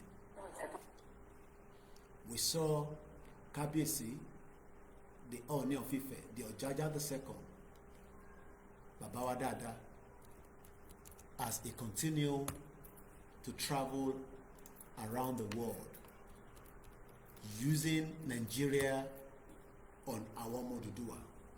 Ọọ̀ni of Ifẹ̀ is a traditional ruler, the monarch of Yoruba people in Nigeria. That Nigeria is what we want to destroy. We keep that Yoruba people. And this is what we're saying to Kábíyèsí and all others Kábíyèsí across Yoruba land. Àwọn ọmọ yìí máa jáde on the order of Baba Akintoye very soon. And we pray that your blessing will come with us. If you do not give us your blessing, it will be something that will be in the history of your people for a very long time. How they are going to forget, I don't know, even if they have to forgive. Pé nígbà tá a fẹ́ jà pé kí ẹ̀yin lè ní àṣeyọrí ní ancestral land bàbá yín, ẹ wà against it. Gbogbo èèyàn ọba pátápátá ni mo sọ. Without leaving anybody behind. It will be a disaster. Pé bẹ́ẹ̀ sọ̀rọ̀ nísìnyí, but by the time that these our children, àwọn ọmọ Odùduwà, àwọn ọmọ Ìrànmọ́ Aládé, àwọn ọmọ Yorùbá jáde pé a fẹ́ gbalẹ̀ wa, ẹ̀yin ọba wa wà against it, we will not forgive you even if we have to forget. How that is going to play out, ọwọ́ yín ló kù sí o. Ọwọ́ ẹ̀yin ọba ilẹ̀ Yorùbá ló kù sí. We appreciate you, we love you, but we will not accept you using Nigeria on us again. 2 weeks ago, Ọọ̀ni of Ifẹ̀, Wole Soyinka commend President Tinubu for promoting Nigerian culture globally. What is Nigerian culture? Why is Wole Soyinka and Ọọ̀ni of Ifẹ̀ deceiving Yoruba people? What is Nigerian culture? Ẹni kan sọ bí tí Nigerian culture wà fún wa, a fi lọ study ẹ̀. Ẹni kí wọ́n sọ bí tí Nigerian culture wà fún wa o, èmi Ọláyọmí Kóìkì, màá lọ study ẹ̀, even if it's going to take me 3 years. That is one of the biggest fraud that Britain cooked. And our monarchy and our professor are using that gimmick on us. We can no longer tolerate that. I've been getting signal that it's already my birthday, 31st of May. But I'm already in the middle of my program, and I believe the only birthday I can wish for is for us to have our own independent country. Everybody they may celebrate. Owó ni kẹ́ fún mi, owó ni mo need. Ká lè fi ṣe nǹkan tá fi ṣe. The Ọọ̀ni of Ifẹ̀. This was 2 weeks ago article. Ọba Adéyẹyè Ẹnìtàn Ògúnwùsì has commended President Bola Tinubu, that is against the wish of the Yoruba people now, for his administration growing recognition of culture as a vital pillar of national identity. Ewo fraud, ewo òyìnbó fraud, ewo òyìnbó jìbìtì, ewo òyìnbó lè. Recognition of culture as a vital pillar of national identity. Kí ni identity Nigeria? What is the identity of Nigeria? Thank you so much for the super chat, Ṣẹ́gun Honorable. Kí ni identity Nigeria? Kí Kábíyèsí sọ fún wa, àfẹ́mọ̀, àwọ̀ ọ̀mọ́. Ẹ bá mi share program ẹjọ́ torí Elédùmarè. Ẹ bá mi pín dé gbogbo palaces ọba àwọn ọba wa. Because this goes to all our kings that keep promoting culture in Nigeria, knowing fully well that there's nothing called Nigeria because Nigeria is a fraud.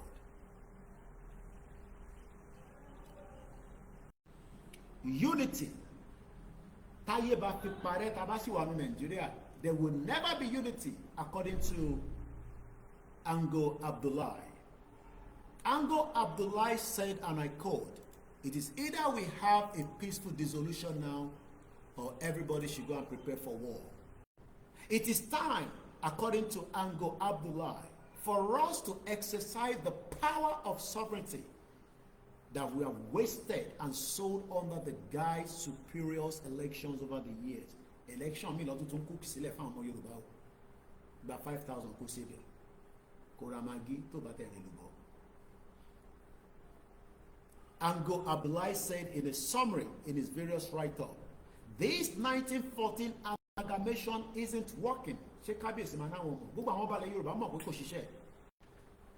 Ta làwọn ṣiṣẹ́ fún ni mo wá ń béèrè lọ́wọ́ yín. Mo sọ fún yín pé order ṣì ń wá láti Buckingham Palace lórí gbogbo àwọn balẹ̀ Yorùbá.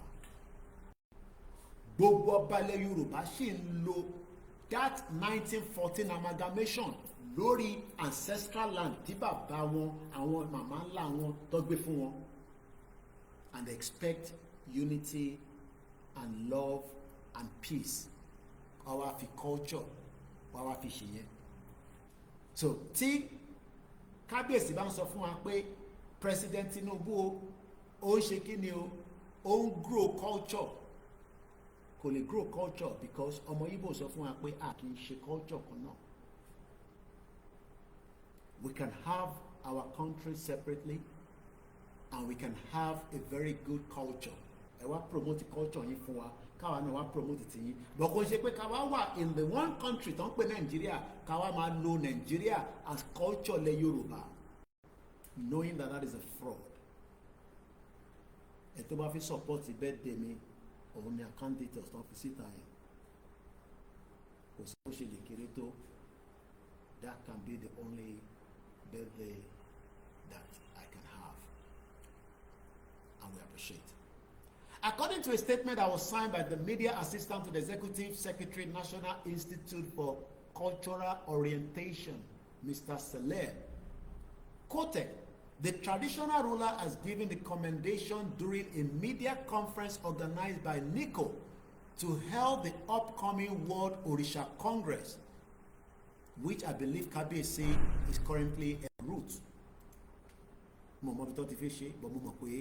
I've seen Ooni of Ife making his way towards that event. But one thing I can tell us today, we can no longer be deceived, as Britain has done, tó parọ́ fún gbogbo ọmọ Yorùbá. Àwọn wo ló wá lò? Àwọn tó lò gangan náà ni àwọn balẹ̀ Yorùbá. From the day one, the Britain ti ń lo àwọn ọba wa against gbogbo ọmọ Yorùbá. Àwọn Britain ti fi àwọn ọba wa sí position pé tí a bá sọ̀rọ̀ àwọn ọba wa ni kó takù wa, and that is why they've all kept mute. Èyí tó bá dẹ̀ fi sọ̀rọ̀ nù wọn, we know what they will do to them, and we are still hoping that something will ignite our kings and allow them to return back to their ancestral land rather than Nigeria. Tẹ́bá wo palace ọba mi, school mi in UK, I'm sorry to say this, a school in the UK is better than one of the king's palace in Yoruba land. Kamaiti Ali compare any of our palace, doesn't matter how beautiful those palaces, Eli compare with the Buckingham Palace. Quote me anywhere. No matter how good your palaces are across Yoruba land, you cannot compare it. I was in the late Alaafin's palace. The paramount ruler of Yoruba land, Alaafin Ikú Baba Yeye, ó ń lo torchlight nínú palace. Ṣé King Charles lè lo torchlight nínú palace? Ta ni wọ́n bá fún níná tó bá ń ṣe ọba yàtọ̀ sí Ṣèyí Mákindé? That is what UK has done. That is what the UK has done. kí mọ̀ sí mi dáadáa, ẹ ti bí ọmọ tó dáa, ẹ fọkàn yín balẹ̀, kò sí ìbẹ̀rù fún yín, kò lè sí ikú lójú mi nísìn, gbogbo àjọmọ̀délẹ̀ lè rí ni, gbogbo wa àjọmọ̀délẹ̀ lè rí ni. Gbogbo ẹni tó bá dẹ̀ sọ pé ìtẹ́mi ń ṣe pé kí ló dé tó jẹ́ wọ gbé ọmọ ti ọkùnrin àkọ́bí ẹ̀ gbé síta kó wá dánwò, gbogbo àjọ máa délẹ̀ lérè ni. Ilẹ̀ Yorùbá máa bọ́ lọ́wọ́ Nàìjíríà, lọ́wọ́ Britain, kò sí bàbá ńlá ẹni tó lè dá dúró mọ́ lórúkọ Jésù Kristi. Ẹ kún fàdúrà ìyàwó tó kù. Bàbá ti ní 3 days I will also be doing it. Tí bá tẹ̀lé gba full day, I will have the fast from Monday. Ọ̀nàjọ́ mẹ́ta kí gbogbo ọmọ Yorùbá ká lọ gbààwẹ̀. Àti bọ́ lọ́wọ́ Nàìjíríà, there is no doubt about it. No more spiritual can hold Yoruba people down. The end of Nigeria now one way. So Monday,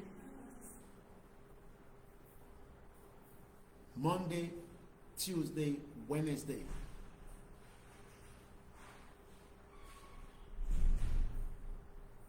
bàbá ní kí gbogbo wa fi gbààwẹ̀. Mo kí kábíyèsí lẹ́ẹ̀kan sí mo dẹ̀ kí wọ́n àwọn ọba wa. Ẹ má jẹ́ alátakò fáwọn ọmọ yín nísìn. Ẹ má jẹ́ the obstacle fún àwọn ọmọ yín, àwa ọmọ yín tá wà lábẹ́ yín. A nífẹ̀ẹ́ yín gan. Ẹ má jẹ́ kí àwọn olóṣèlú jẹ́ kájọ gbójú wojú ara wa torí a gbọ́dọ̀ gbójú wò yín. Bàbá lẹ jẹ́ fún wa. But tí palace kan nígbà tá a bá ti jáde tó bá wà against in tá à ń ṣe, a jẹ́ pé you have yourself to blame.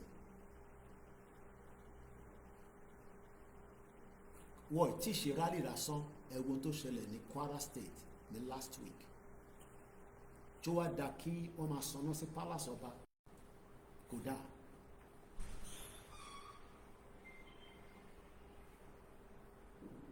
Ṣó dáa kí wọ́n sọná sí palace ọba?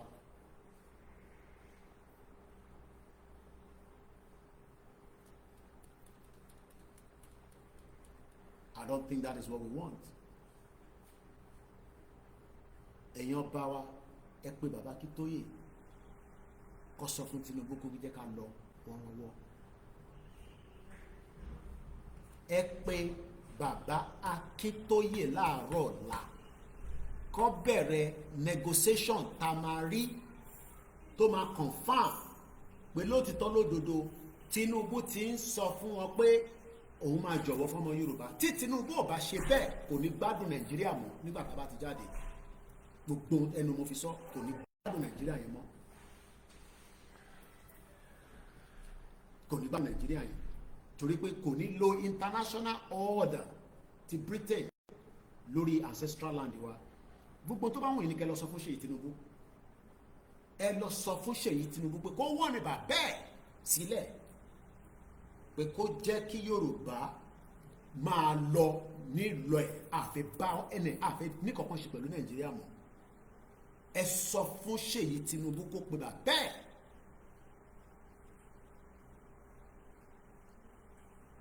Kó pe bàbá ẹ̀. Gbogbo ìbọn òfò tẹ́ ń kó káàkiri, gbogbo àwọn machinery tẹ́ ń kó káàkiri, àwọn tẹ́ lọ́n train wọ́n lè gbà yín lẹ̀ o. Ìlú tó bá rójú lèèyàn ń ṣèjọba nínú ẹ̀. Ìlú tó bá rójú ló ń ṣèjọba nínú ẹ̀. Britain bẹ Ireland gbà yín ní o, wọ́n padà bẹ̀ wọ́n gbẹ̀yìn ni. Let's go back to there. Ẹ jẹ́ ká fi ọba sílẹ̀. Britain was begging Ireland, but enough is enough. Kí lẹ fẹ́? Ẹ ṣe fún ìtẹ́ fún wa ní super chat. Ẹ̀yin tẹ́ bá send owó sí àkáǹtì wa, ẹ bá mi share receipt. Owó ilé ìtẹ́ fún mi, owó birthday mi ò ń ṣe owó Yorùbá nation. Tó bá wù mí ni màá fi ṣe. Ẹ ṣe gan-an dúpẹ́. Britain tó ń pè ní United Kingdom ó padà bẹ̀bẹ̀ náà ni o. Ìyẹn ni bàbá Akíntóyè ṣe ń sọ fún Tinubu nínú lẹ́tà pé ọmọdé ò mọ oògùn, ó ń pè lẹ́fọ̀ọ́, òun lọ̀rọ̀ Yorùbá land pẹ̀lú Tinubu. Wọ́n ń sọ fún ṣe bíi tí etí ẹ̀ di bẹ́ẹ̀ tó kó òwú sétí, ó ń ṣe bíi tó gbọ́, ó wà lẹ́kọ̀ọ́ nísìn kò lè náà wọ́n gbọ́. Àwọn ń ṣèpàdé báwọn ṣe ṣe 2027 àbí àwọn ṣe ìpàdé bó ṣe fẹ́ ṣe 2027 ní ìlú tó ti tán, tó ti táyé ti tán pátápátá, tó ti end the failed country. But Tinubu rò pé òun tún lè push it another 4 years again. Àní fún ẹ láyé yẹn wàá yà máa gbé ní Àbújá ni, ò lè nílé control ilẹ̀ Yorùbá torí kò sí nǹkan kan. Ìwọ kọ́ ló nílẹ̀ Yorùbá, Tinubu kọ́ ló nílẹ̀ Yorùbá. Ìwọ ní táwọn ìyá kan máa ń tẹ́sẹ̀ ní Koiki ṣe ti gbọ́ nísìnyí kéèsì Nnamdi Kanu, nítorí pé àwọn yẹn sì ń jẹ́ kí Nàìjíríà exist ni, àwọn ò ní jẹ́ kí Nàìjíríà exist ni. Kò sẹ́ni kankan tó ń gbé lọ sí Àbújá, kò sẹ́ni kankan tó ń gbé lọ sí court, kò sẹ́ni kankan tó ń gbé lọ sí police station, kò sẹ́ni kankan tó máa detain. Kò ní da fún bàbá gbogbo yín pátápátá látòkè délẹ̀. Àwọn ọmọ Ìgbò ṣì ń gbàgbàkúgbà, mo ní àwa la máa gbà wọ́n gan sílẹ̀ lọ́rọ̀ tó wà lẹ́yìn. Yorùbá ló máa gba Ìgbò sílẹ̀ dásìbà lọ. Yorùbá ló fẹ́ gba Ìgbò sílẹ̀, gbogbo ìtàwọn ọ̀dọ́nu dòdòdòdòdòdò jẹ́ àwa la máa gbà wọ́n sílẹ̀. Ẹ ṣe ti kọ́lẹ̀kọ́lẹ̀kọ́lẹ̀kọ́lẹ̀ àwa la máa gba Biafra sílẹ̀. Wọ́n mọ̀, àwọn náà mọ̀.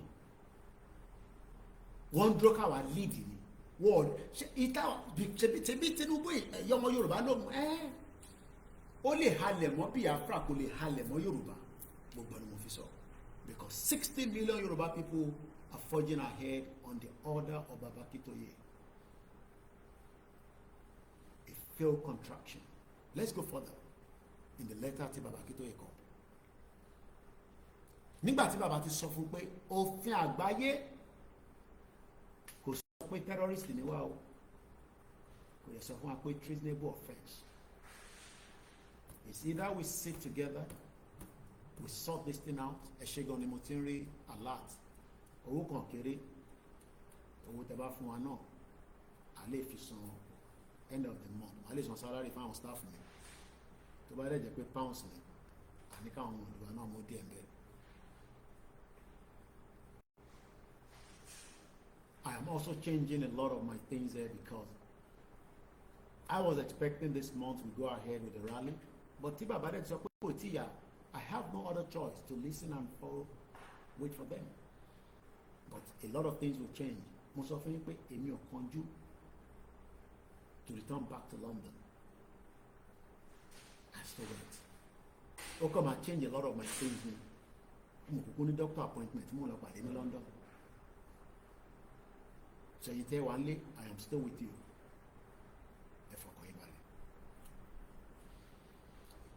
Let's go further. We proudly and confidently, I am not recording this audio because I'm an extra phone. So, ẹni tó bá ti gbọ́ náà ló gbọ́, ẹni tó bá gbọ́ ẹ má bínú, ẹ láti lọ download ẹ. Mo ní spare phone láti fi record, but ó máa wà recorded on all our platforms. And you can see why I said I can't guarantee all the social media. Video tí bàbá ṣe lánàá, tí mo tó ṣẹlẹ̀, but I hope that they've not taken down our World Media YouTube channel. And that's why I have to back up every day after my broadcast, because ìyẹn ò lè ṣe wàhálà tó tó yìí. Kọ́kọ́ wá gbé iṣẹ́ yẹn náà. Because gbogbo tá à ń ṣe lénìí, táwọn kan ṣe máa padà lọ máa tún wò, tó máa appreciate gbogbo yín pátápátá. Everybody will come rí gbogbo 10 comments, gbogbo ẹ̀ lọ́ máa rí. Àtẹ̀mí tí mò ń ṣe, àtẹ̀yìn tẹ̀ ń gbọ́ wa, àtẹ̀yìn tẹ̀ ti pè wọlé in the last 5 years. This is going to be the most important vital movement to lead sí a country tí wọ́n ní mọ bó ṣe fi ṣẹlẹ̀. Àwọn fẹ́ mọ bó ṣe fi ṣẹlẹ̀ ni, but wọ́n ti sọ fún Tinubu pé bó o bá jẹ́ kó lọ, ọ̀rọ̀ ẹ máa dàbí Yugoslavia ni. and we will have no regret for him. So ẹ sọ fún Rẹ̀mí Tinubu gbogbo èyí tó ń ṣe yẹn what he were more than enough to let go now. What is ṣe ọdún mẹ́rin, that is good enough. Extension tẹ̀ ń wá yẹn forget ẹ̀ need it. Ẹ padà kẹ́ máa bọ̀ nílé ẹ̀yin méjèèjì. Ẹ máa bọ̀ nílé ẹ jókòó sílé ká wá design country míì pẹ̀lú constitution míì. Constitution ló máa wá decide ibi tó olúkálukú máa rìn sí.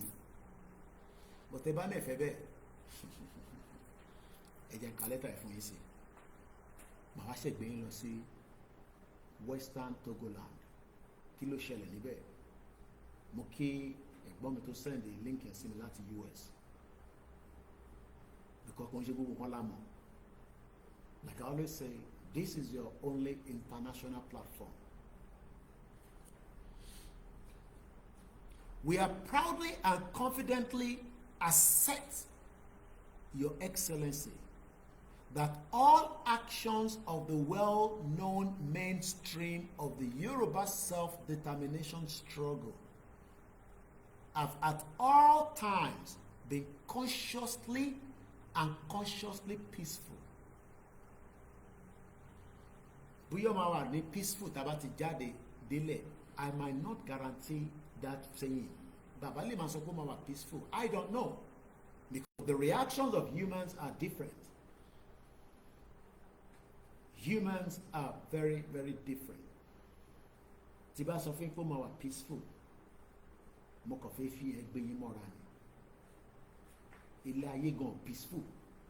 Ilé ayé gan láti gbé ò rọrùn.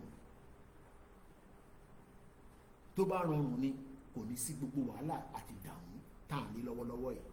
Torí wo táwọn Britain bá mọ̀ kan fi jẹ́ kó rọrùn ni wọ́n bá má kó gbogbo àpapọ̀. So kíyàn kan máa expect pé ó ti wà peaceful bẹ́ẹ̀ ni for 5 years. Kò lè sẹ́nì kankan nínú àwọn olóṣèlú tó máa ní pé wọ́n fi kú lé òun. Tó bá yẹ pa ti ń fi kú lé yín ni láti 5 years ẹ ti jàwọ́ fún wa. Ẹ torí pa fi kú lé yín ni. Torí pa ní bàbá tó sọ fún wa pé no! Ọ̀nà àyẹ́kọ́ la máa gbà, it will be peaceful.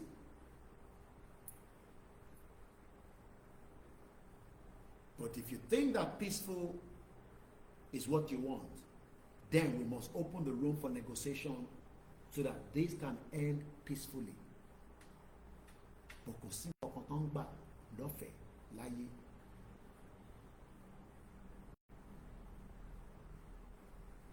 Mo gbọ́ pásítọ̀ kan táwọn kan ṣe yahoo. Ó ní ṣé Ísọ̀ ni àbí Jacob, ẹ̀wọ̀n kémi ọmọ Bible dáadáa. Ó ní kò ń ṣe pé ojú ẹlòmíì kan ló lọ fi gba àdúrà lọ́wọ́ bàbá ẹ̀. Ṣèbí bí Ísọ̀ ló lọ gba àdúrà tí kò jẹ́ kó gbà. Gbogbo ilẹ̀ mọ story yẹn èyí tẹ́ mọ̀ dáadáa nínú Bible. So fraud ti wà ti pẹ́.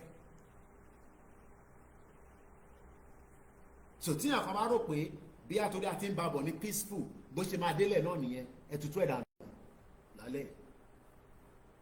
Àfi tí negotiation bá jáde látọ̀dọ̀ federal government pé okay, we will give room for that peaceful kẹfì lọ, but wọ́n ní jẹ́ kẹ́ lọ nílọ́run, and you must prepare for that.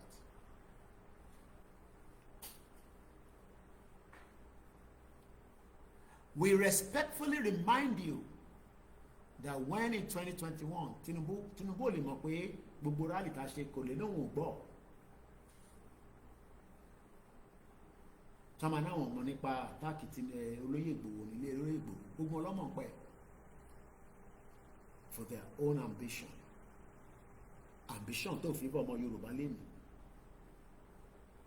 Tell me any part of Yoruba land that there is peace after the 2 years and the 8 years, including Buhari, making 10 years of a failed APC, 16 years of a fraudulent PDP. All they've done is just enrich themselves. Enrich themselves against the millions of Yoruba people. And we are still saying that there is room for negotiation, because even during the Ireland that wanted to leave United Kingdom, there was negotiation. But something triggered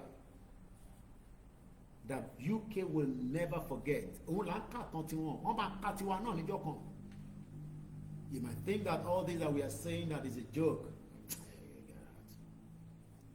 One day, another set of country or indigenous people will be using our own and say, this is how Yoruba land, Yoruba people, indigenous people gained their independence from this madness country that Britain joined together for their own.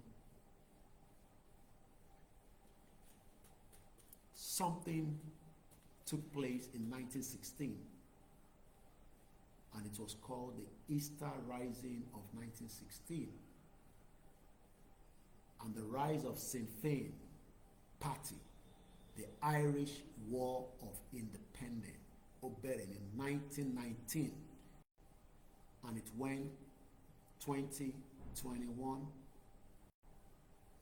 went straight 2 years. Bass, boss, bass, boss, ba, bo, ba, boss. Today,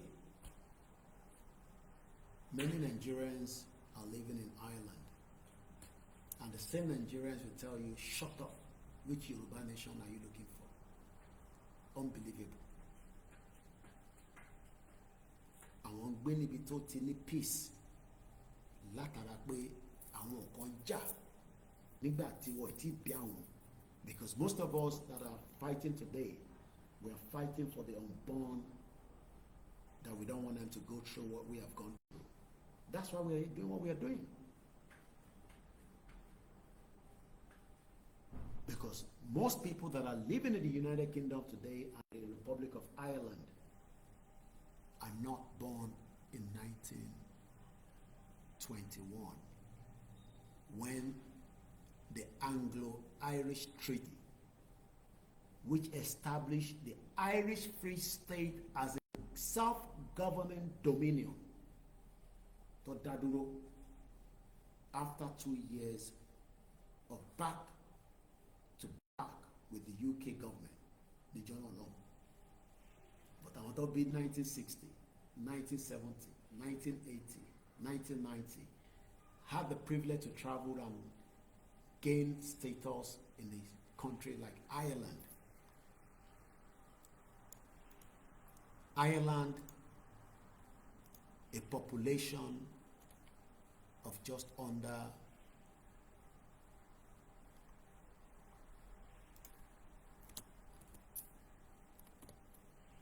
5 million. So why should 60 million Yoruba people be forced to live together in a system and a country that is not ours? Eti pa wá lẹ́kún wọn, ẹ̀yin náà máa sunkún gbogbo yín pátá tẹ́ ẹ bá jẹ́ ká jókòó ká yanjú ọ̀rọ̀ yìí. Some of us don't even know what our land looks like anymore. Ṣé lílà ń wá ni? Why should we be coming home for 3 weeks, 2 months, 6 weeks, 3 months, 6 months? And those that are living in there are struggling with all the resources.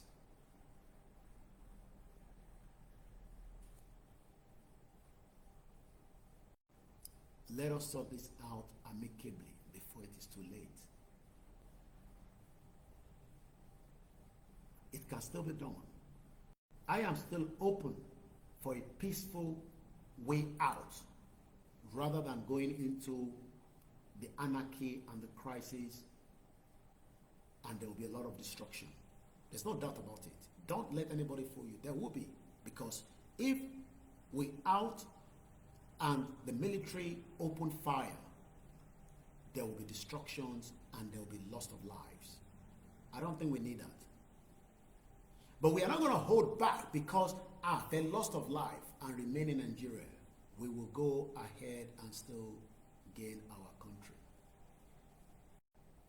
Because the only freedom we can get is to get our identity back.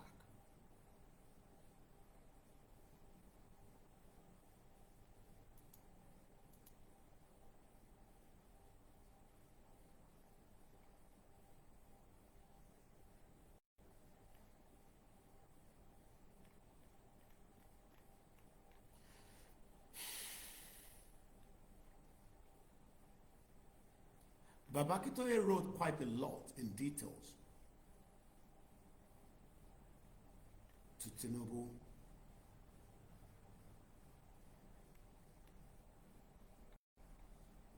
And I'm going to take it from another paragraph.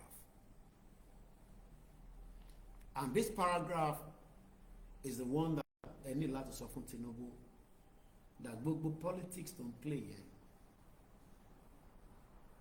It needs now to wind it down and accept not a defeat, that he has already done exactly what he could have done or what he has not done by becoming the president, and that is more than enough. It's just a warning and an advice to him. Thank you, Bamo. There's no doubt about it, we're all going to die at some point.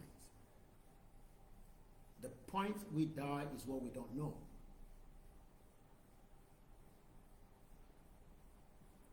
Awolowo is no longer with us, but in spirit and mind, Awolowo is still in the heart of millions of Yoruba people and those that are not Yoruba, even those that are against him, like the Biafra. No, don't ní gbàgbé, because wọ́n máa rántí pé yes, Awolowo ó ṣàmọ̀ kankan nípa the 1967, according to what they say, nípa how Awolowo did this to them and that. Gbàgbé náà nìyẹn. So either Tinubu wants to be remembered for something good, or Tinubu wants to be remembered the other way around. But one thing is,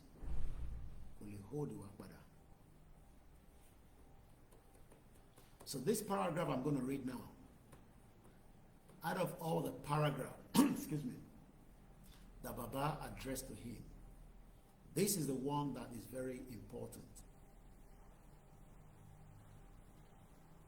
If Tinubu thinks that he will still die at some point. At the point he would die, I don't know, but he would die.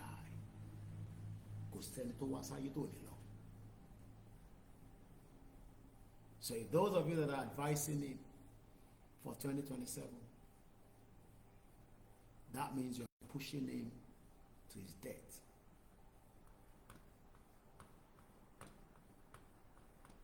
You might not have time to watch my program,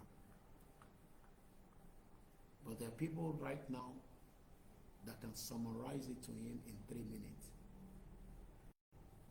Elo sọ fún Tinubu, he will not be the one to hold us back. We are forging ahead to gain our country, because death will still come to him, even if he tried to. Tọ́ba sọ pé Aláàfin tàná máa kú or ó máa wàjà. I met him. Wọ́n ní ikú bàbá yèyé, ẹni tí kú òkè ń pa lọ́la Swami. Death still came and took him away.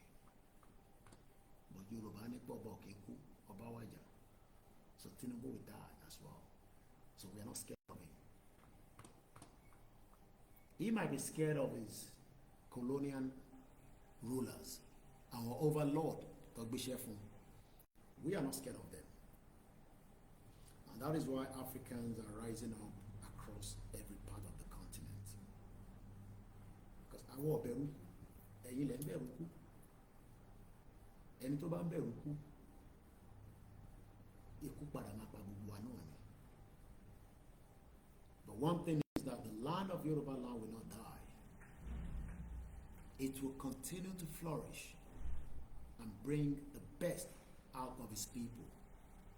But if we remain in Nigeria, it will not. And this is the reason why we must all go out there.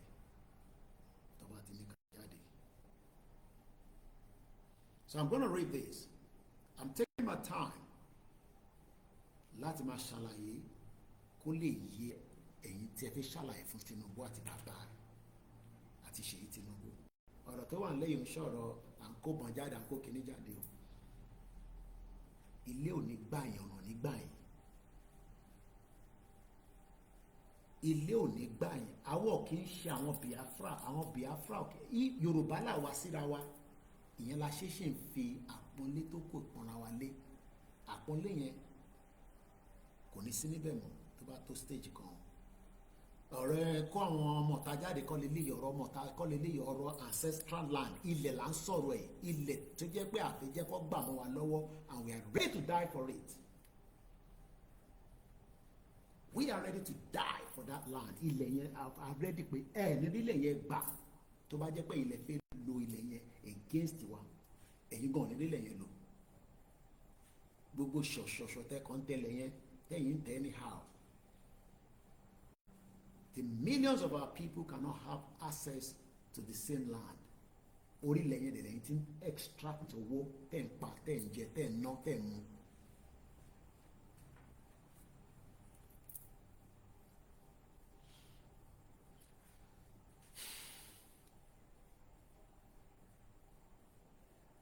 As the president of all Nigerians, you ought to listen. Ó fẹ́, ó fẹ́, ó like, ó like, ó sì gbọ́dọ̀ gbọ́ nǹkan tá a bá ń sọ, ìyẹn Tinubu. But tó bá kàn sọ fún wa pé brush aside, you will die as well. Àwa tó dẹ̀ fi ṣèkà fún náà, we will die at some point.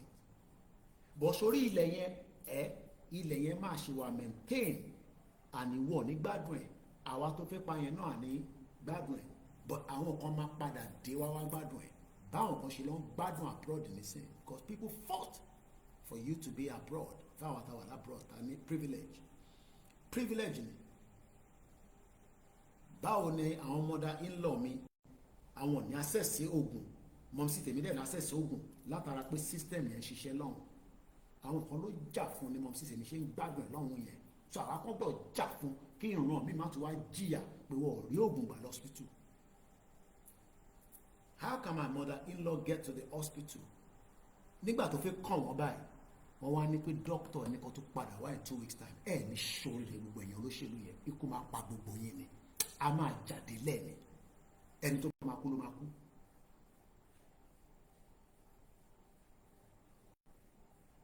After lining up for more than hours, tó máa kàn yá yẹn, wọ́n wá ń sọ fún yá yẹn pé kó tó padà wá ní 2 weeks time. Tí kú bá pa kó tó 2 weeks time yẹn kọ́. Ikú máa pa gbogbo yín ni. Ẹ̀yin ní access medical. Ṣáwa ní access medical. Ẹ wá rọ́pẹ́ ìṣèkà fáwa àtàwọn fámìlì wa. Ẹ̀yin fi máa gbádùn. Ilé ò ní gbọ́ yín, ọ̀nà ní gbá anybody nínú wa. Àyà destroy gbogbo ẹ̀ pátá kí gbogbo ẹ̀ kúkú kí gbogbo ẹ̀ máa gbádùn ẹ̀. Torí ẹ̀yin ṣe ráyè gbádùn ẹ̀ ni. Ibi tẹ́ ti ń gbádùn ẹ̀ yẹn àwa ti mọ̀, àwa náà dúró dè yín níbẹ̀ ó kù díẹ̀. Ṣé rí gbogbo ibi tẹ́ ti ń gbádùn ẹ̀ yẹn, tẹ́ ti ń gbádùn Nàìjíríà yẹn, gbogbo ẹ̀ làwa náà ti mọ̀. Gbogbo ibi tẹ́ ti ń gbádùn Nàìjíríà yẹn táwa kan fi gbádùn ẹ̀ yẹn àwa náà ti mọ̀ bẹ́ẹ̀. I will leave that off the social media. But pain then create sí wa lójoojúmọ́, pain yẹn ta fi sọ fún yín pé ẹ jẹ́ ká jókòó amicably tẹ́ ẹ̀ sọ fún wa pé ẹ lọ ṣe tẹ́ bá fẹ́ ṣe. Ẹ má ẹ̀ka ṣe tá bá fẹ́ ṣe yẹn kò ní dáa. Torí pé ẹ̀yin gan ní gbádùn ẹ̀. Àwa náà ní gbádùn ẹ̀, bọ̀ ẹ̀yin náà ní gbádùn ẹ̀. But àwọn sẹ́ẹ̀tì kan máa wá dé, àwọn máa wá gbádùn ẹ̀. Torí àwọn ọmọ ibi tó máa já sí ọ̀rọ̀ tá à ń fà yìí. Mo sọ fún yín pé kọ́mẹ́dì kan ní ọ̀rọ̀ Yorùbá Nation. Táwọn kan bá ń sọ di kọ́mẹ́dì lórí platform kò ń ṣe kọ́mẹ́dì nígbà yìí. Kò sẹ́nì kankan tó mọ ibi tó máa já sí nígbà tá a bá jáde, but ibi tó máa jẹ́ the final end ni pé ṣe rí àwa àtẹ̀yìn àtẹ̀yìn àti gbogbo àwọn tájọ́ fi jáde àwa gbogbo wa yẹn àjọ wọ débì kan, àwọn the next set tó kù orí wa wá pé wá mọ́ tó ń pè ní freedom wá defend ẹ̀ débi pé tẹ́nì bọ́dì bá fẹ́ wà gbà lọ́wọ́ wá pàdánù lẹ́sẹ̀kẹsẹ̀, wá fi ọ̀bẹ wá fi pàdánù lẹ́sẹ̀kẹsẹ̀ pé láyé ìtàwọn bàbá ńlá wa jà fún ni. Kí ló rò pé àwọn ọmọ Britain ṣe ń tutọ́ sí wa lára? torí àwọn bàbá tí wọ́n jà ní. Kí ló rò pé àwọn European ṣe ń tutọ́ sí wa lára? Torí pé àwọn bàbá tí wọ́n jà fún freedom yẹn, wọ́n mọ tó ń pè ní freedom. Àwa làwa fẹ́ lọ gbádùn ẹ̀ ní wọ́n ṣe ń bú wa pé animals. Ẹ̀yin filẹ̀ yín sílẹ̀, ẹ̀yin sọ pé ẹ ní góòlù, ẹ lómi, ẹ ní gbogbo nǹkan, ẹ wá jókòó sí abroad, ẹ̀yin ọmọ àlè. Ní tó ń pè wá nìyẹn, the cowards. Wọ́n wá tutọ́ sí wa lára. Àwa endure for many years. Ẹni tó tó wa àtútọ́ sí wa lára níbi iṣẹ́, a bá wa sọ̀rọ̀, ẹlòmíà sunkún, kò ní mọbi tómi yẹn ti gbà jáde, torí pé ilẹ̀ táwọn bàbá láti wa tó tàdà tọmọ táwa kan tó yẹ ká wá jà fún, àwa náà tó wá sá lọ. Ṣé gbogbo ala máa wá sá lọ? Ṣé ẹ jẹ́ ká yan ọ̀rọ̀ yìí amicably, because destruction yẹn á pọ̀ jù. Tí bàbá bá ń sọ lókè nu lẹ́tà yìí pé ó ti wà peaceful rí, kò likely kó máa wà peaceful délẹ̀ o. Fact lèmi sọ fún yín, kò likely kó máa wà peaceful délẹ̀. Ó bẹ́tà kí Tinubu gbọ́ bíbá yìí dáadáa ní sí, torí ọ̀rọ̀ yìí ti ṣẹlẹ̀ rí in the past.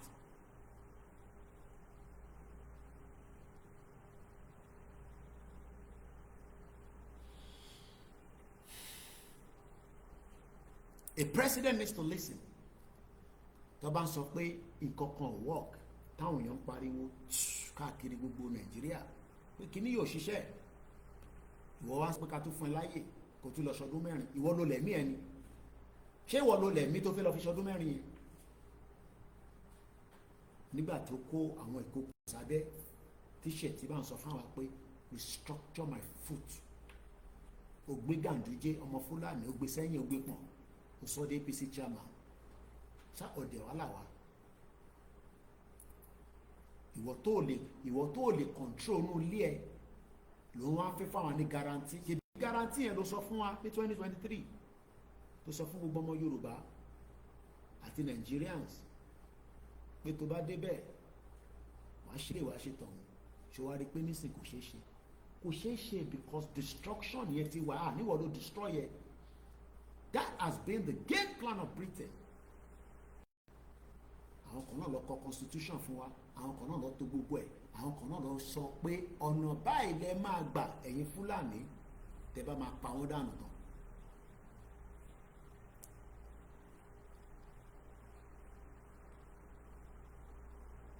I'll take that again. As president of non-Nigerians, you ought to listen to what increasing numbers of important Nigerian men and women, including northern men and women, are saying more and more passionately these days. In terms, so if you go every part of Nigeria today, even those that doesn't want Nigeria to break, everybody is just tired of that fuckery country, and everybody just wants to depart and go their separate ways. But the rulers still want to keep us together, and that is an explosion. Because the more you are trying to keep it together, the more it will explode. And when it explodes, even those that are innocent will be affected. And this is why we are saying again and again, let's give room to dialogue. Dialogue now, before it is too late, Tinubu. Forget about the lies, the deceit by any of your representatives. They can continue to tell you lies that all is well. All is not well anymore in Nigeria. Nothing is well anymore in Nigeria. Nigeria needs now to dissolve. This is not about talking about 2027. This is far away from 2027. What is on the table right now is let everybody, the indigenous people, go back and reset the button.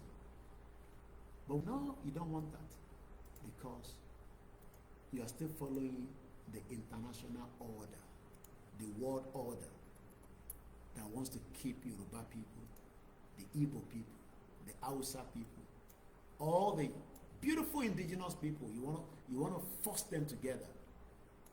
But what you forget to understand is that it would bring the biggest civil war again that we've never seen, and we cannot sit back. And that's why we are doing everything we are doing,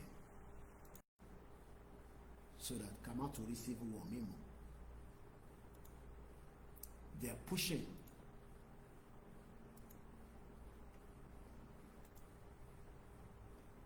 Please share the program.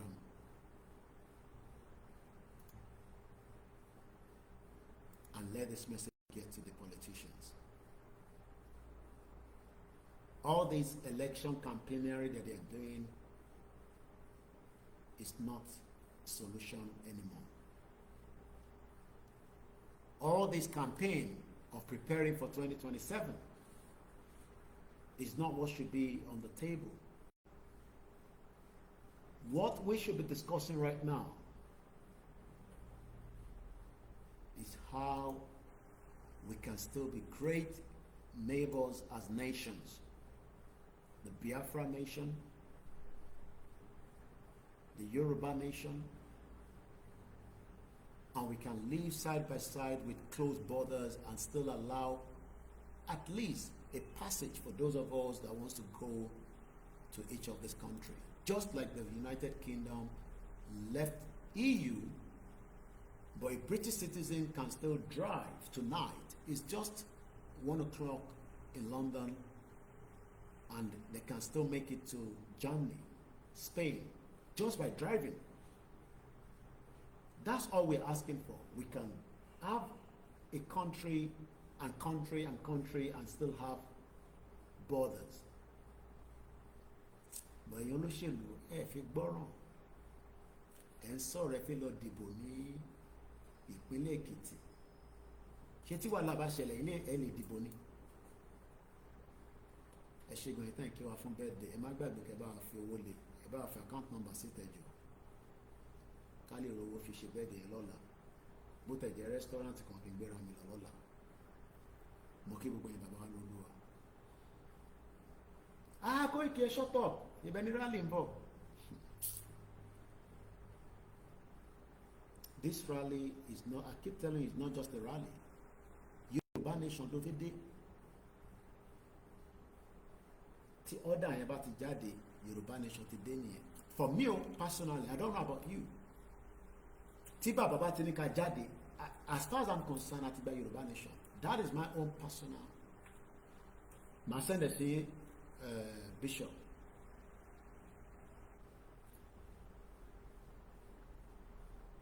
Tí bàbá bá ti ní ká jáde, èmi lèmi sọ, má quote me anywhere, pé èmi personally I believe that we have already got our country. Ó wá kú bá ṣe fẹ́ defend it. Àwọn bàbá dẹ̀ mọ̀ what they will do next. But when some of us are not taking it to that extent, a kàn ń rò pé wọ́n ní mail àmà jáde fún rally, wá jáde, ó ti tán, ṣì bá sọ fún yín, fẹ́ gba, ẹ̀yin ò mọ̀ pápá fi gba country nìyẹn. 2 years ní Ireland, níbi tí mọ́mí wa yẹn, ìyẹ̀wé, I met her before, Yesterboard, ó dà pọ̀ wá sí wedding ní Ìyábọ̀ Òjó ní Tanzania. Ṣé mọ̀ pé passport Ireland ìyá yẹn fi travel,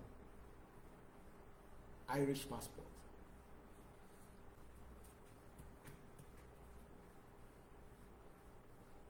But they are not campaigning for Yoruba nation. But àwọn lè gbádùn kó travel láti Ireland lọ sí Tanzania kó tó padà with an Irish passport. Ṣé wọn náà lè sáré lọ bẹ́ẹ̀ sí Ireland pẹ̀lú Nigeria passport láàárọ̀ yìí? Pé kò ra ticket, kò dẹ̀ fly out láàárọ̀ náà with first flight, kò dẹ̀ lọ kí wọn ní Ireland. You can see the selfishness of our people.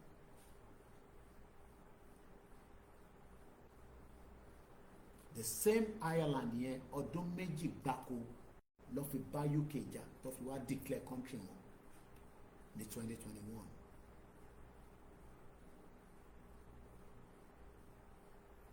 We can do it. Àwọn need 2 years ká tó declare. but a kọ́kọ́ gbọ́dọ̀ follow order bàbá Akíntóyè tó bá ti ní ká jáde.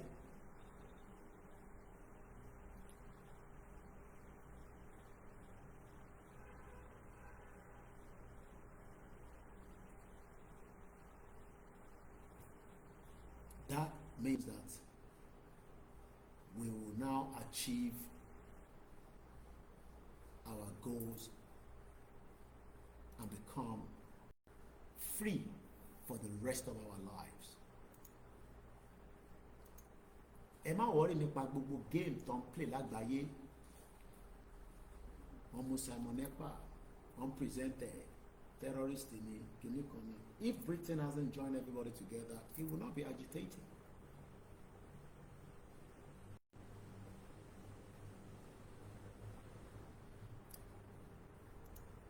We are at the last lap of this movement, the final stage of the movement, Lawa.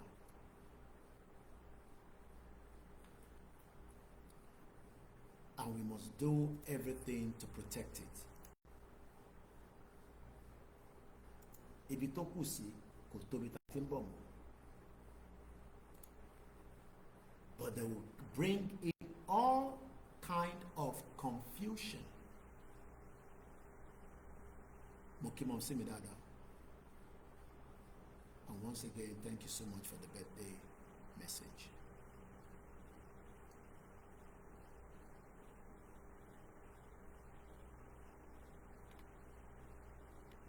Let us continue to tell the politicians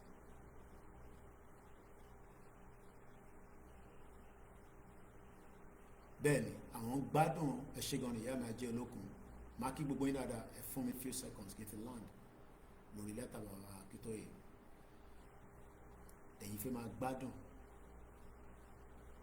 káwọn máa ní fún wa ní $10 ẹ fún wa ní $50. This part tí mo fẹ́ ká yìí history lè repeat rẹ̀ tí Tinubu bá wà careful tó bá fi fagídí ṣe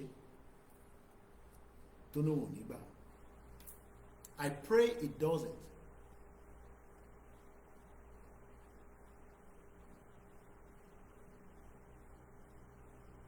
But I have said it that Tinubu is not going to give a toss.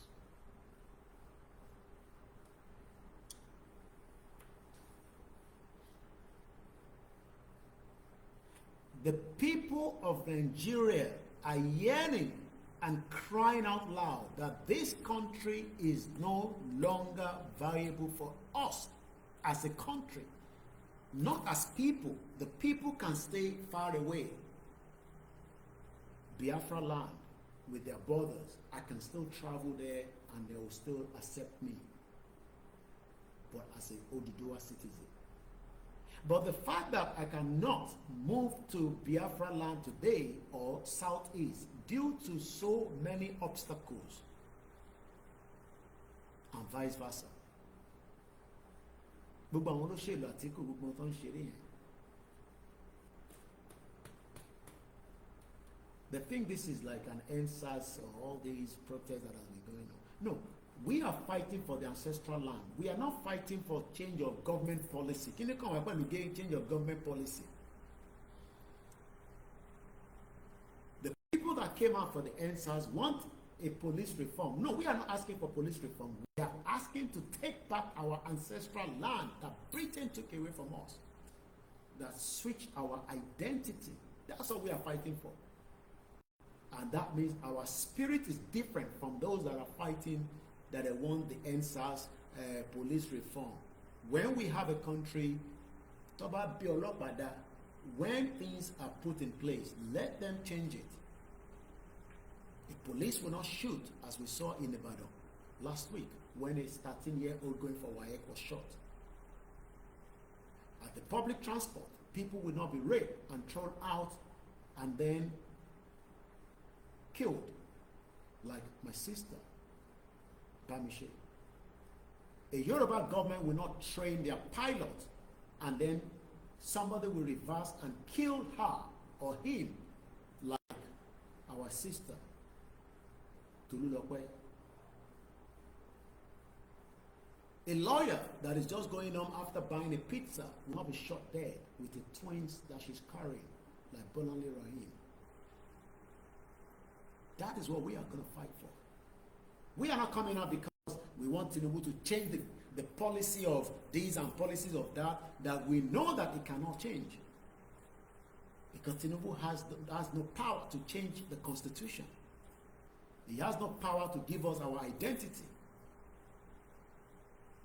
So whether we go out and protest and say, hey, after the war we go back in, that is why we are not going out. We are not going back in until the demands are met. And 3 days will be the first 3 days that will be extremely hot. Babati Solan again. The first 3 days is something that is unique.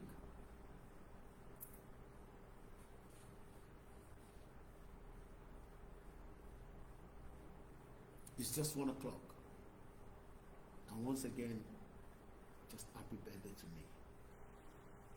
Amen. Badi. You're dealing with a guy that is communicator, Gemini. I will destroy Nigeria using my media before we go out. You will be seeing Nigeria, you'll be asking, what is Nigeria? That is exactly what I've been doing for the last 5 years. Burning my time. Because you want to need Nigeria, that Nigeria, you will not hear it again. By the time I finish with Nigeria, before we have our country. And if you think that I'm going to be defeated and be talking about nonsense and jagbajantis going on in Nigeria that much so that it burns my energy, I want to burn all my energy for the Yoruba to be free. That's all I'm doing. Plus the others that are working around the clock. Let's go further into the last paragraph I want to treat. They are saying that it is more sensible for the peoples of Nigeria to find a way to separate peacefully now. Ẹ sọ fún Tinubu pé kó jẹ́ ká separate peacefully now. Ìlú tó bá rọgbọ ni wọ́n govern. Fúlàní ò jẹ́ kó rọgbọ mọ́ lọ́wọ́ nísìn. The insecurity level in Nigeria right now is unbearable. The pain is too much. And Tinubu is still taking it as a joke. You think that it's about Yoruba nation that is pushing the destruction of Nigeria? When the Fulani agenda is not yet over. We want to help them, but if we help around, they're thinking that we are just ranting on the social media when the Fulani invasion is already on our doorsteps.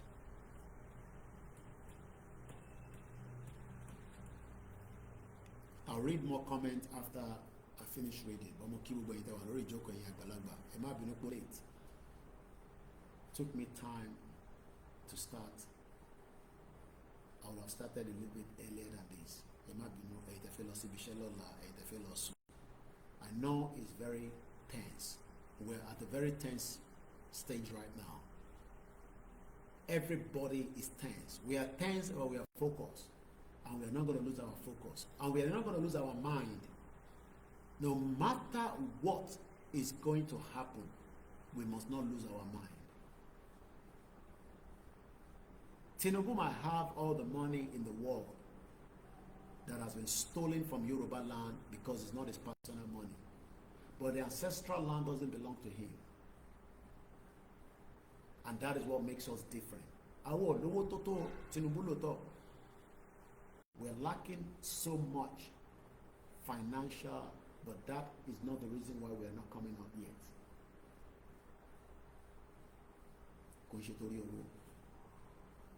Let's allow Baba Akitoye to give us the say, and we will go ahead and obey the order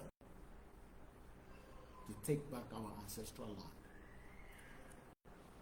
But Baba Akitoye is warning Tinubu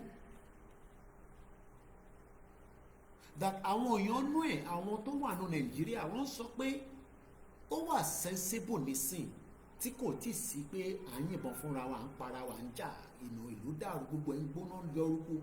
Everywhere is still calm right now in Nigeria, even though we know indirectly it's not calm. Inflation, everything. Koiki ṣe tá bá wá gba country kò ní sí inflation ni. Let's first take back our true identity and deal with other things as we would do with our government. And wherever tó bá kù sí nígbà yẹn, àmọ́ pé inú country wà láwa. Bàbá sọ fún President Bola Tinubu pé they are saying that it is more sensible, ó wà sensible nísìn ní wákàtí tá a wà yìí, pé àwa Igbo, àwa Yorùbá, àwa Tiv, Kanuri, Ìjọ, Haúsá, ká pín kólúkálukú dá lọ lọ́tọ̀ọ̀tọ̀ láyé ààrẹ. Èyàn mi pé ọmọ Igbo nílé gbé láàrin wa. He will follow our rules and regulations, just like I am also following the rules and regulations of the United Kingdom. If I take any steps that I'm not meant to take in the UK, I'll be jailed or I will be punished for whatever the offenses are. So when we have our independent Yoruba country, those that want to live with us, we follow the rules and regulations. It's as simple as that. We will trade.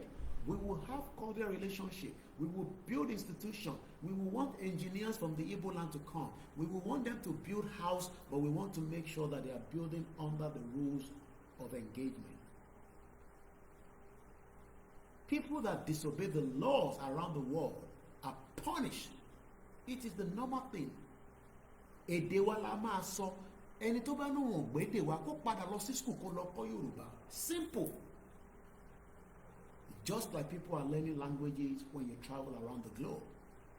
Níbi tó bá ti sọ English. Ó lè lọ gbé ní India ní sìkò ní ó fẹ́ máa sọ English sí wọn. Wọ́n gbọ́ èdè wọn ló máa sọ. And the better we live Nigeria now, the better for us. Let me quickly push this, something just pop up before I just move on this. Pakistan is training terrorists in Nigeria. Yeah. Pakistan, what in train? Nigeria no government, no software.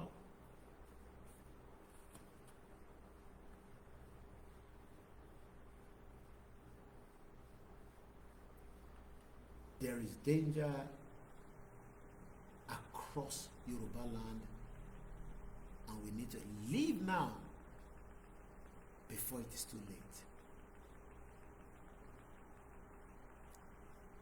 And the earlier we leave, the better. The longer Tabak Pesi, the more Nigeria will still be using power to build, and it will be against us, not for us. It will be against us. So better ka push now, Kafi exit. I want us to listen to this quickly before we go further. Suspected of arms trafficking and training terror groups in the countries in North. Let's start again. The Nigerian military has now arrested 4 Pakistani nationals suspected of arms trafficking and training terror groups in the countries in Northeast. Sharing the details, the army said that the arrested men were also offering some technical and tactical support to groups like the ISWAP and the JAS. They are training them for tactical. Ẹ máa wọ́n dàgbé báwo lọ ṣe ń lo drone, báwo lọ ṣe ń lo àwọn ìbọn ńláńlá tó fi ń pààyàn. Pakistan is behind it. And if you follow Pakistan very well, they are called Islamic country, but harboring a lot of terrorists. Ìjà tó ṣẹlẹ̀ láàrin India àti Pakistan kò ju pé àwọn terrorists wọnú border kan ní súnmọ́ India, ọ̀pọ̀ àwọn èèyàn ló dìjà láàrin àwọn méjèèjì just some 3 weeks ago. Tí gbàásìgbò ṣẹlẹ̀ láàrin àwọn méjèèjì, nuclear power làwọn méjèèjì. But the fact that this news just came out yesterday, I just saw it today, or yesterday rather, that the Nigerian military sọ fún wa nísìnyí pé àwọn arrest Pakistan mẹ́rin tó ń train àwọn terrorists ISWAP Boko Haram in Borno State ìwọ wọn sọ fún wa nísìnyí pé 2027. Let me rewind it for you to listen one more time. Àwa padà sórí why Nigerians are saying it is more sensible for the people of Nigeria to find a way to separate peacefully now rather than insisting on holding on to Nigeria that is already crumbling, rather than delaying until Nigeria implodes in a generalized and messy war. Bàbá Akintoye ti sọ tán bẹ́ẹ̀ yẹn, ó máa dogun tó máa di yánpọnyánrin tó máa ó máa wà messy gan, ẹni tí kò jẹ́ kó kó akọ̀ lọ kú, ẹni tó jẹ́ kó ṣì wà láyé wà láyé. Ibi tí Tinubu push wa lọ nísìnyí yẹn kò ń ṣe Bàbá Akintoye ló fẹ́ push lọ síbẹ̀. Òun là ń gbọ́ tí Pakistan train a terrorist. Tinubu is taking us to the situation where it will implode into a generalized and messy war. Àti ra ọmọ Igbo tó ń threaten wa lórí ilé wa. Bí ẹ ti gbọ́, ọmọ Igbo ní a lè jẹ bàbá lọ́jà ní Alábà.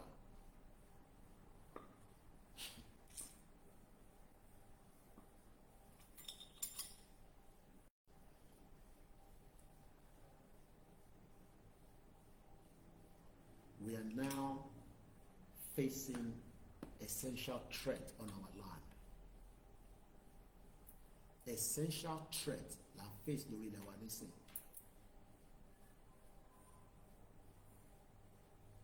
Gbogbo wọn pátá àwọn ẹ̀yà tó kù wọn ò yọ ẹnìkankan sílẹ̀ nù wọn. They are green snakes under the green grass. Àwọn náà kàn dúró fún the right time tó máa ripe tó máa attack wa. So ẹ̀yin tẹ́ ń wá against the Yorùbá pé kí Tinubu tó lọ ṣe 2027 ẹ ṣe plead pẹ̀lú ẹ̀ pé kó padà wá sílé ká wá secure ilẹ̀ Yorùbá yẹn ká wá redefine ta ni wọ́ ọmọ bàbá ta ni wọ́ lórí ilẹ̀ yìí ká wá bẹ̀rẹ̀ sí ṣe thorough investigation of who is who. It might take time but kò ní pẹ́ with digitalization. Yes.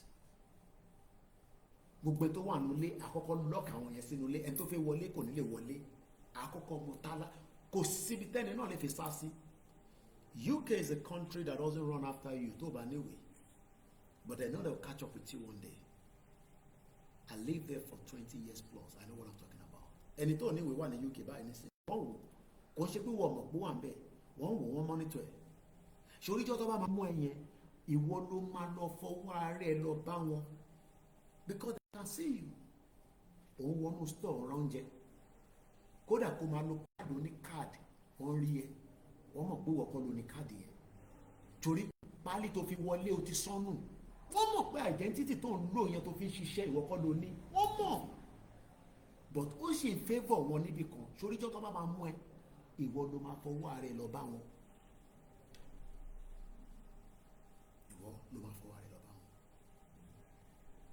If you think that all this country doesn't know that you are in their country illegally, bó ṣe máa rí náà nìyẹn. Ẹni tá bá ti fún ní warning tá bá ti gba country wa pé ẹ wá register ká lè mọ̀ pé wà nù lé o tó register that means péjọ́ tá bá ti mú kò ní any reason láti wà nílùú wa à lọ deport ẹ̀ padà síbi tó bá ti ní wọ́n ti wá. Last month I told you Ashiwa today is the end of May èyí ni birthday mi May 31st ni ma celebrate birthday mi. I got a call from someone that I knew was in the UK. Èmi mọ̀ pé ti deported wá sí Nigeria. 45 people were deported. Ẹni mo parọ́ April 25. Go and ask at the Muritala Mohammed Airport if there was not a flight that came from the UK, a chartered flight with 45 Nigerians that were deported. Only God knows how long some of them have been living in the UK. Kọ́wọ́ tó mú mi báyìí. Ẹlòmíì bá bí nísìnyí pé báwo lọ ṣe mú ẹ òun gbà máa béèrè pé òun ò tẹ kó tẹ yé òun. They will catch you. They will pick you up.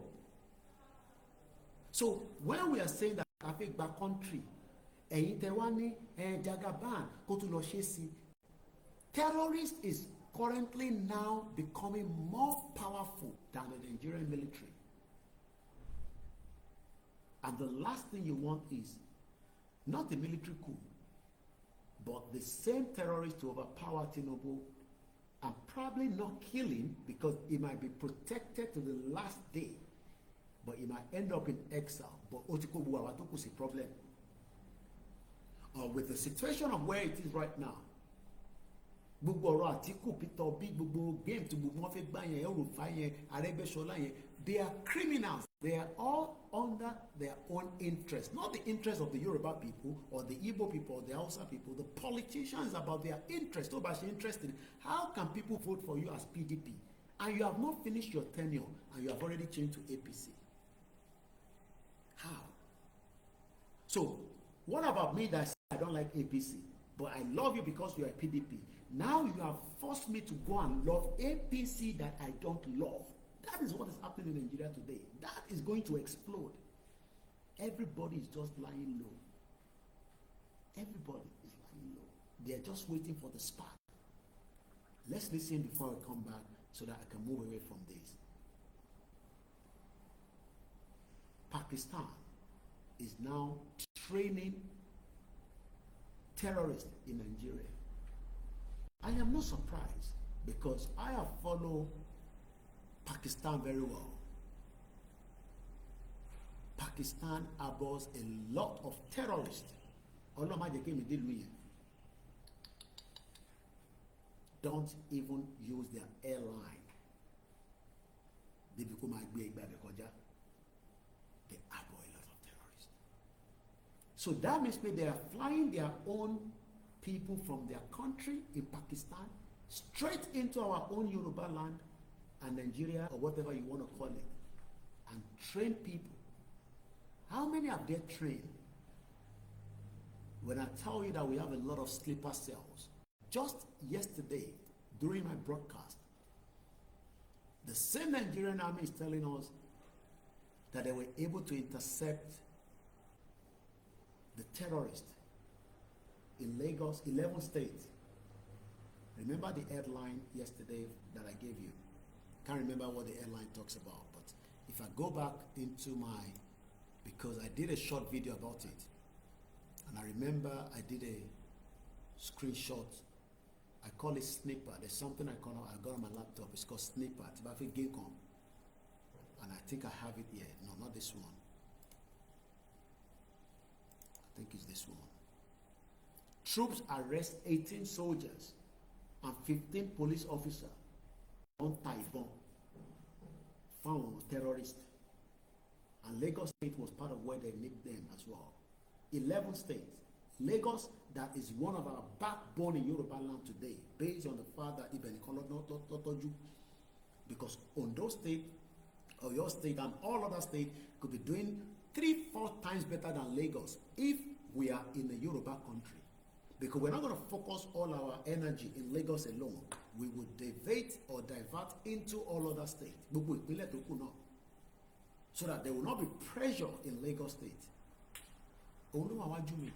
Channels television yesterday. And now I saw this yesterday and everything is adding up. And we are saying that push out, Yoruba country. Some of you are now saying, oh, Tinubu to Russia now.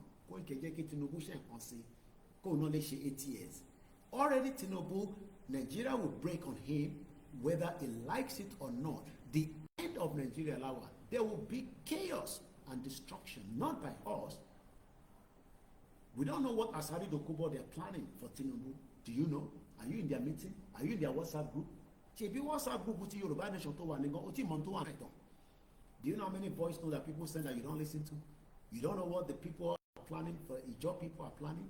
You don't even know what the Hausas are planning. So everybody is planning something and they are cooking it, and everything is going to just Omaruni.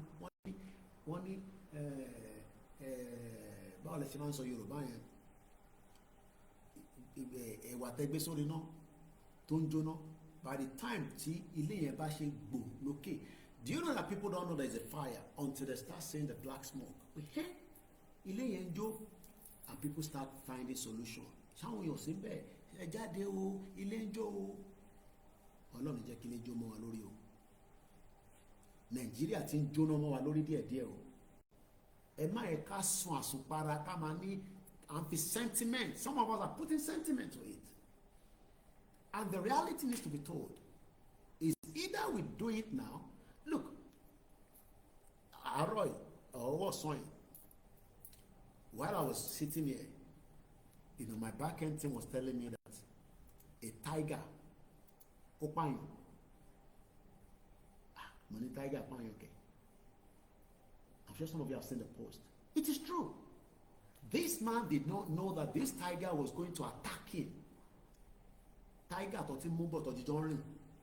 Only God knows what happened. Bí abi tó ti fọwọ́ kàn wá níbi tó dẹ̀ yìí olóṣèlú. Wà láìta láìsí mọ́bí láì lásì láwùwà. Ẹ nílé stop nǹkan tó ń bọ̀ nínú Nàìjíríà kò ń ṣàwà nìkan là ń sọ nísìnyí. When I was reading the comment, some say that it's good. You know, how can you be playing with tiger? Kò ń ṣe pet.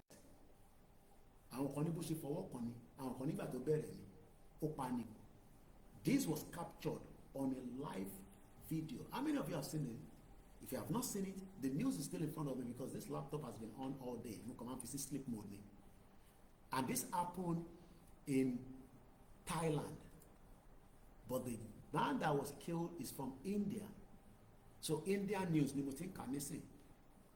And the headline was, Indian man attacked by tiger in Thailand while taking a selfie. You have pushed Nigeria to the wall and they will react nasty. If you think that the Biafra are quiet, they are pained, and you can tell that they shut down the whole of Southeast yesterday to honor their fallen heroes that was killed by Britain. Some of them disagree that, you know, we are also involved because we supported Nigeria, the Yorubas. And that's why they always call us the Yaribas, the this and that. We can never be one. So that's why we better kaje komalo. And the ones that wants to operate on our land, we will know who they are, and we will still let them operate under the rules and regulation of our land. But what we are doing right now, the Igbos will curse you. And they are still going to be in your land, and you cannot do fuckery to them. The threatening money in Lagos State. What she ìjà ló máa padà dì náà ni. Ẹ lọ bá wọn ní Alaba. Kẹ́ lọ attack wọn. The Igbos are telling us now that we cannot have Babaloja in Alaba. Lórí ilẹ̀ wa. On challenge wa. So rather than us to have a country, so that we can rewrite our history back quickly, not that we are going to chase them away. Èyí tó bá lè comfortable to gbé láàrin wa, then they have the right to close their business, sell their house, and go back to their land. That's what we are saying. But you want to play the dirty game and the dirty politics and still want Tinubu and abuse the Igbo. Orí òpè, bomb bastard. You cannot have your cake and eat it. You want to attack the same Igbo and you still want to be in Nigeria. You cannot. So we are better off to have different nations, and then we can have citizens of Biafra in our land. Just like I am a Nigerian living in the UK because I think my country. Ẹni tó bá ti gba British passport ló lè máa náwó kì í ṣe Nigeria mọ́ labroad kò ń ṣe gbogbo èèyàn ló ní British passport. Chowore doesn't have an American passport. He's just a citizen. He has the right to go into America and come back. He doesn't need a visa. That is the difference between me and Saul. I don't need to go to embassy now and apply for visa. I did that in 1998 on my first leg going to UK, and I got my visa in Abuja. There's 60 million people no man opportunity láti lọ sí UK. My in-laws now have tried to get them to the UK. They're not giving them a visa. But when we have our Yoruba country, we can then rewrite history, rewrite our economy, rewrite our security, and have a cordial relationship with the same UK. If the UK is not going to give us a visa, we're not even going to apply for visa. If they are not going to allow our citizens to go to their country, then they are not going to do as well, because our land is enough to feed us and look after ourselves and trade elsewhere. But I want you to understand, you want to fight the Igbo and you still want to be in Nigeria. Don't make sense. Sorry, Igbo. So àwọn Tinubu wá ń fi gbogbo àgbá game. Ẹ̀rọ Arẹ́gbẹ́ṣọlá ẹ̀wọ̀n ọba Tinubu ṣe mọ́ o. But the same Arẹ́gbẹ́ṣọlá ate out of Lagos State and then ran to Osun State and become a governor after 8 years. Olóhùn ọba Tinubu ṣe mọ́, ó tún fẹ́ lọ́ba Fúlàní ṣe, ó fẹ́ lọ́ba Àtìkù ṣe láti fẹ́ fi defeat Tinubu. Ṣé wàá rò pé Tinubu stupid? Tinubu náà máa fi kọ́ máa rí the election. What happened after 2031? Koiki ẹ má worry, Tinubu máa restructure Nigeria. Tí kú bá lọ pánkọ́ tó bá kú láàrin méjì kan. No, tí Tinubu bá lọ kú láàrin méjì, ẹ̀yin lẹ́lẹ̀ mẹ́ni. Mo ń bẹ̀rẹ̀ ni o, ṣé ẹ̀yin lẹ́lẹ̀ mí ẹ̀ tó bá kú Buhari òkú, ìwọ mọ̀ bí i Buhari gangan nìyẹn. Mo ń bẹ̀rẹ̀ ni. Why are the Yoruba people thinking stupidly and they're using paperwork and be saying we are doing analysis? Which way the analysis lenshi? Let's get the hell out of this country now. Let's have a Yoruba country so that we can stop Pakistan from bringing any terrorists closer to Yoruba land. Because right now Yoruba land is just open to every dick and harry. We don't know. I met a custom officer recently, this last week. Jenny Friday, but week on it. Only border to wọlé Yoruba to woman is more than 150 from Benin Republic. Only border to woman custom officer ni. Only to 150. Mo wá ní ṣe gbogbo border ẹ̀ lọ́ man ó ní níbo láti possible. So every day you are sleeping, you are building your house, you don't know the infiltrators that are coming into the land, and they might end up moving closer to you. Only jẹ́ ọlọ́mọ àkọ́kọ́ take out. You, ìwọ tó ń sọ pé yóò fi Yorùbá country. And life is about give and take. Only God knows what happened in Thailand. This man did not travel to Thailand to die. Oh Lord, see Thailand. Thailand is a beautiful place. Touristic place. Tourism. They don't have anything. Tourism of India. But you got to be very careful because I want to do the pọ̀ níbẹ̀ gan. Tó bá fi lọ, tọ́lọ́ba ní kò rá àfààní àti lọ. You got to be very careful. You can see a female, you might end up taking it to the hotel, you realize that ọkùnrin ló gbé wọlé. Wọ́n ní wọ́n bẹ̀ gan. But a lot of people travel there. It's a place that you can visit, you know. But what we are saying is that Toba sọ fún ọmọ boy nísìnyí tó kú ìpè, you will die in the hands of tiger. Kò sí nǹkan tó jọ. So, all I'm saying before we wind down the broadcast, and I appreciate everybody before I go, is that we should be firm and tell Tinubu, which is the most important part. And I will not interrupt the reading again now. As the president of all Nigerians, you ought to listen to what increasing numbers of important Nigerian men and women, including northern men and women, are saying more and passionately these days. They are saying that it is more sensible for the people of Nigeria to find a way to separate peacefully now, rather than insisting on holding on to a Nigeria that is already crumbling, rather than delaying Nigeria implodes, rather than delaying Nigeria implodes. Sorry, my mouse moved a little bit forward. I don't know whether forward or backwards. Apology to those of us that are listening. It might be. I think I have to come there a little bit.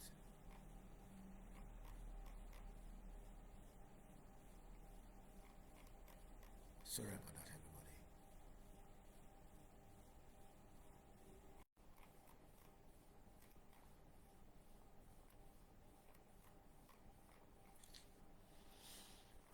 My mouse moved it a little bit and now I've lost that part.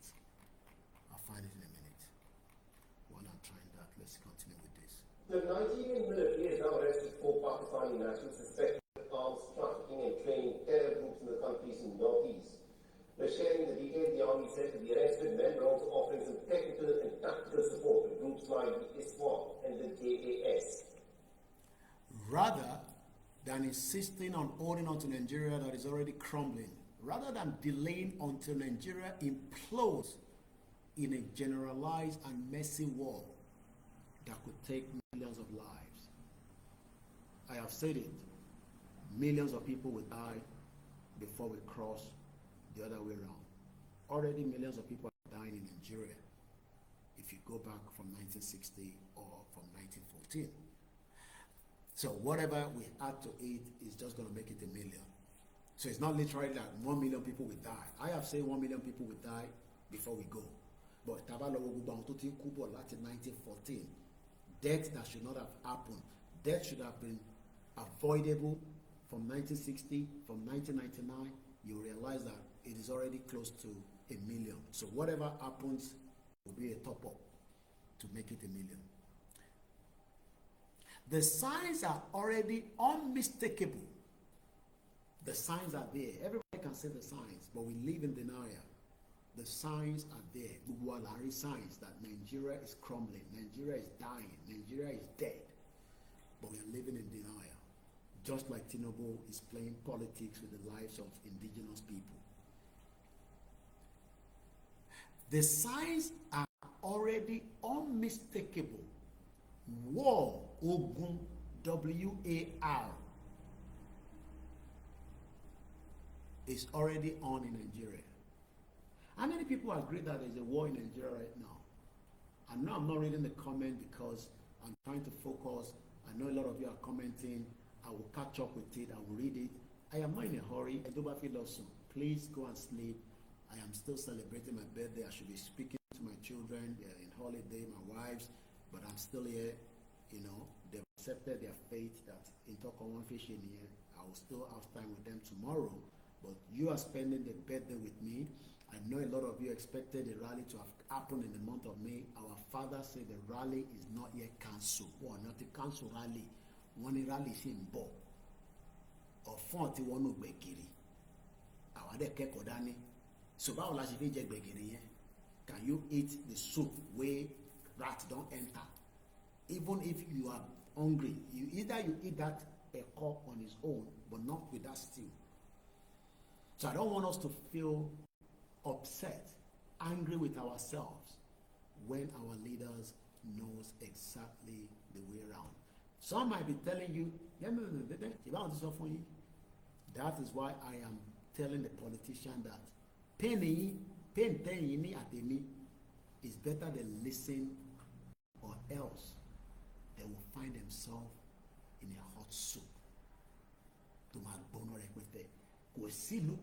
Anybody don't expect any country to come and rescue you. We first have to come out and defend. Please love this broadcast. Sorry. Love the broadcast and help me to share, because it is in the interest of everybody. Eshegoni, owó ni máa gbà lọ́wọ́ yín ẹ̀gbọ́n mi Peter. Iṣẹ́ tó ń ṣe ní London tó bá ṣe fún mi ní £30 kò pọ̀ jù. Owó wà lọ́wọ́ ẹ̀ ẹ̀gbọ́n mi dáadáa. Owó ni mo fẹ́ gbà. Not just happy birthday. Happy birthday with money. 10,000, 100,000, 1 million ahead. So that I lè rówó náà. At least I can send money to Omodua. Call it Lord on my behalf. Let's come back. I say this is the most important part that I'm begging Tinubu. I am pleading with Sheyi Tinubu. Don't joke with your father's life.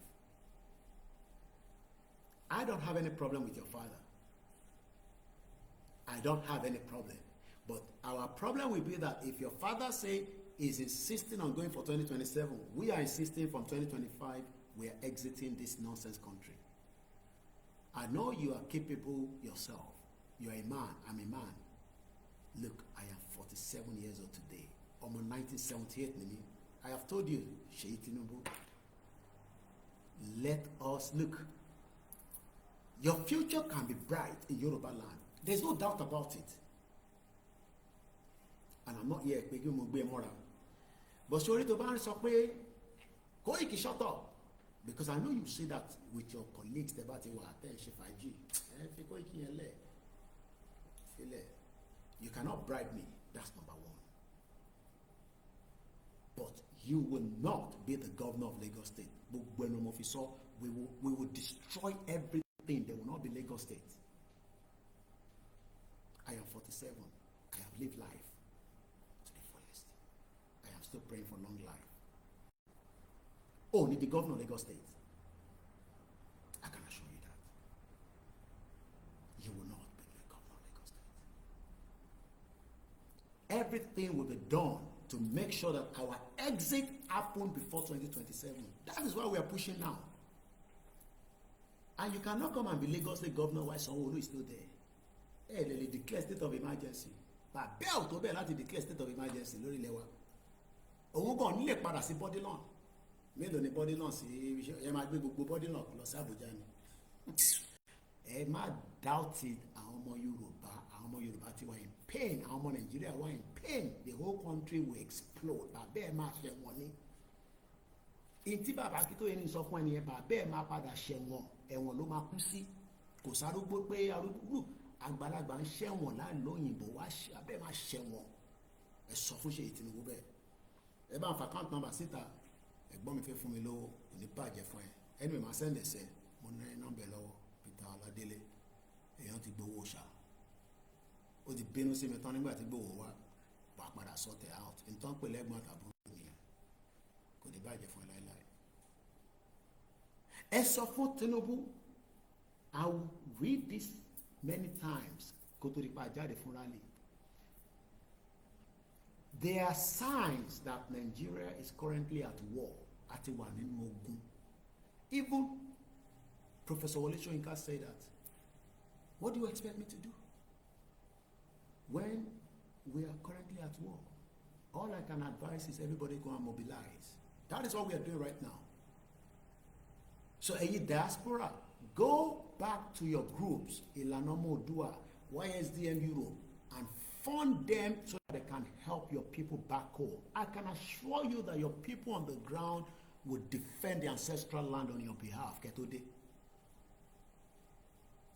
Call Emola, call all the groups in London, in America, in Canada, and start funding it. Emma Drodi Bataba Daddy every funding. Some of you have not want to do anything now because you are thinking that it's not going to happen. If you can still help now, I am saying call the YSDM Euro Central, the Ilano groups, who are in America, who are in Canada. Fund them. And if you don't want to fund them, call your people on the ground. I want to and prepare them because Ijambo, Ichagidi. So I want to go multiplayer fún yín nísìn. Pakistan ń train àwọn èèyàn. Àwọn ọ̀rẹ́ yàn train àwa o. I wish I have learned how to use gun, but I didn't have the time. On train phone, I could have gone for a training, but I didn't have the time because I was too busy in the last 5 years doing this. But my only weapon is my mic. And you see this mic? That is my own weapon for now. I will use it to destroy the image of Nigeria because Nigeria is not a country. And anybody should come and prove to me that Nigeria is a country that Yoruba people should start trying to work with. We are not Tinubu. That's why we are warning Tinubu.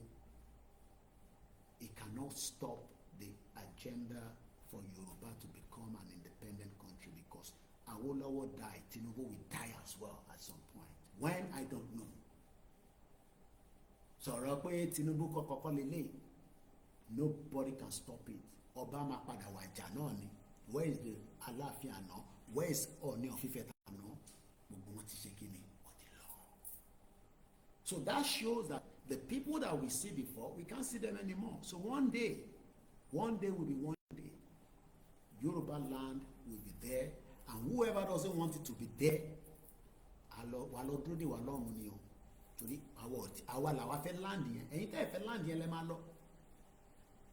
and for those of you that are fighting the Igbos, you can't fight the Igbos while you are still in Nigeria. 2 ways around it. Let's get Yoruba nation and let's draft a new constitution that will protect our land. And the Igbos, the Hausas, and whoever wants to live with us, the Oyinbos, the Europeans, the Chinese, the first thing is they will respect our land. The laws of the land. You cannot use the law of the land now against the Igbos. They will fight you back. They will take you to court. They will prove that they are part of Nigeria, that British created, even though they are not part of Nigeria, because everybody has where they come from. So, just to wrap this up, then I can read comment, then I will quickly give us a summary of the Western Togo, Timothy Fisile as well, because we're already about 3 hours into the program, so that we can wrap it up maximum by 2, hopefully. The signs are already unmistakable, according to Babakito Tinubu. War, ogun, Otiwanu, Nigeria is already in Nigeria. So, Koiki ló ń gbógun bọ̀ àti gbowó, shut up. Everybody knows there is war in Nigeria. You can live in denial, that is your own bloody problem, not mine. Nigeria is already frightening, similar to Yugoslavia of 1990. 1990 Koti. Àwọn ọmọ tó bí ní 1990. I think they're about 26, if I'm right. So ìwọ ọmọ 26 tó ń sọ fún mi pé kì í shut up wo irú tó ń ṣẹlẹ̀ Nàìjíríà ó ti ṣẹlẹ̀ rí ìgbà tó ń tí bàbá ẹ̀ àti ìyá ẹ̀ tó ṣe jigijigi tó bí ẹ ní 1990 wọ́n ń jagun burúkú ní Yugoslavia ọmọ àlè. One bastard tó ń sọ fún wa pé kì í shut up. Níjọ́ ló bí bàbá ẹ̀ ṣé bàbá ẹ̀ dàgbà tó bàbá ó dàgbà tó bàbá Akíntóyè ẹ̀ púpọ̀ nù yín bàbá yín tó ti pé 90 ó wà nù lé ní sẹ́ńsìpọ̀n fídì ẹ̀ ni bàbá Akíntóyè máa ń dá jẹun ni. Àní bàbá máa ń dìde báyìí kò nídìí láti ṣe máa fọwọ́ gbé chair dúró. So ìwọ ló máa sọ fún mi pé Nàìjíríà máa dá ìjọ ọlọ́bí bàbá ẹ̀ ìjọ ọlọ́bí ẹ̀ ìwọ tó bí ní 1990 ṣé wọ́n o witness àti MK Abiola tó fi ṣe election ṣèbí 1993 you were 3 years old idiot àwọn ọmọ TikTok àwọn ọmọ Indomie shut up Nigeria will be better for Nigeria. You no go better for Nigeria, stop deceiving yourself. Kò lè better fún Nigeria kankan. So better kó súnmọ́ Yorùbá nation, Yorùbá country, ilẹ̀ Odùduwà. Kílẹ̀ yẹn lè gbé ẹ, torí Nigeria ò ní gbé anybody. Just to close that, Nigeria is already frighteningly similar to Yugoslavia of 1990. By 1989, Yugoslavia was already close to breaking up. And some of the nations of Yugoslavia had been agitating for self-determination and a sovereign statehood for some years, just like báwa náà ṣe nísìn. Ó ti pẹ́ lójú wa, but lóòótọ́ kò pẹ́. Báwọn ọmọ Yugoslavia náà ṣe ń fight títí nígbà tó lórí burúkú ìjọba wọn ò fẹ́ gbọ́ tó ò fẹ́ gbà. Ó wá di kíni? But the strongest political leaders bíi Tinubu nísìn. Yes, Tinubu is a strong Yoruba politician. There's no doubt about it. We give him close to that. But in tó lè ràn lọ́wọ́ nísìn ni pé kò ń ṣọ̀rọ̀ 2027. Push Nigeria to the final breakup and let everybody go their separate ways. Wà á dẹ̀ máa gbóríyìn.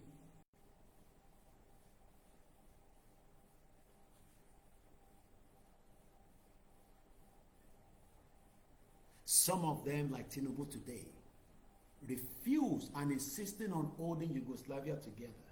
Our politician, our Yayi, Dàpọ̀ Abíọ́dún, Gbénga Daniel. Tábà yàbò wọn. No.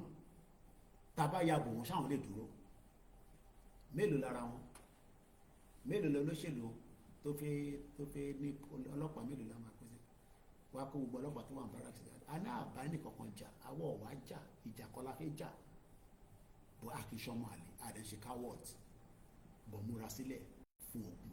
Torí Nàìjíríà, sórí ogun ní Nàìjíríà wà nínú ẹ̀. So àwọn tó máa kú jáde yẹn, àwọn fi wá ja ogun ni. So àwa náà tàbí fi jáde, a gbọ́dọ̀ dira dáadáa.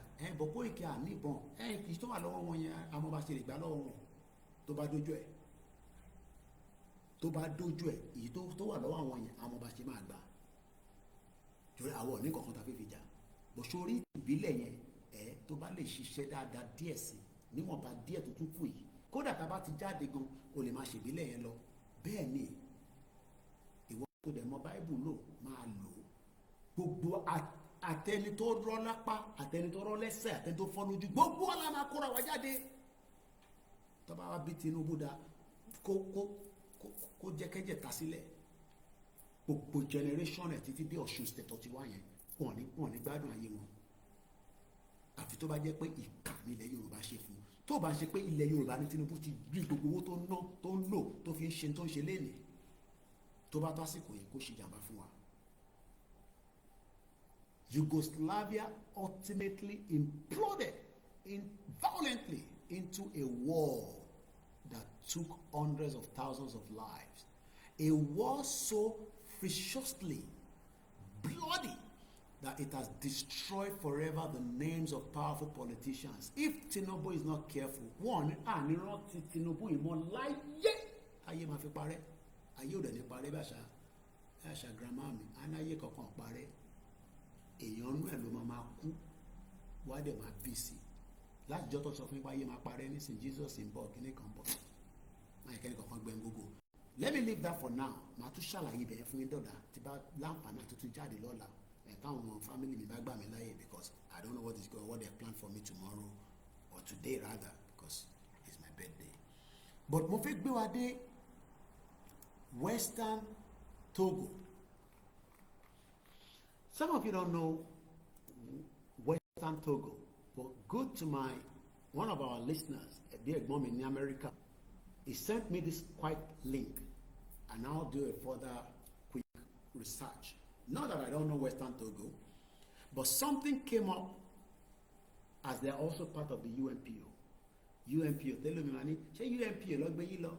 Yes, that UNPO is still valid. Emma Benita, I need to charge this phone. If not, I don't know how many battery he has left. Let's put it back to a booking way. I need to charge this because this is going to go off if I don't charge it. Let's use this one. I hope this one is not giving me. Let's use another one. Obaja Nigeria ló gba àwọn tó wò wá nísìn gbogbo battery wọn ti kú shit country. Let's take a bit of water.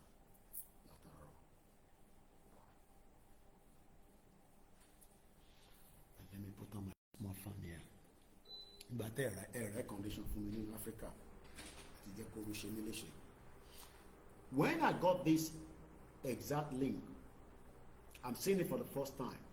This particular headline I'm going to give us now. Western Togo is also registered as Yoruba people have done on the UNPO. So they are using the UNPO to fight their case.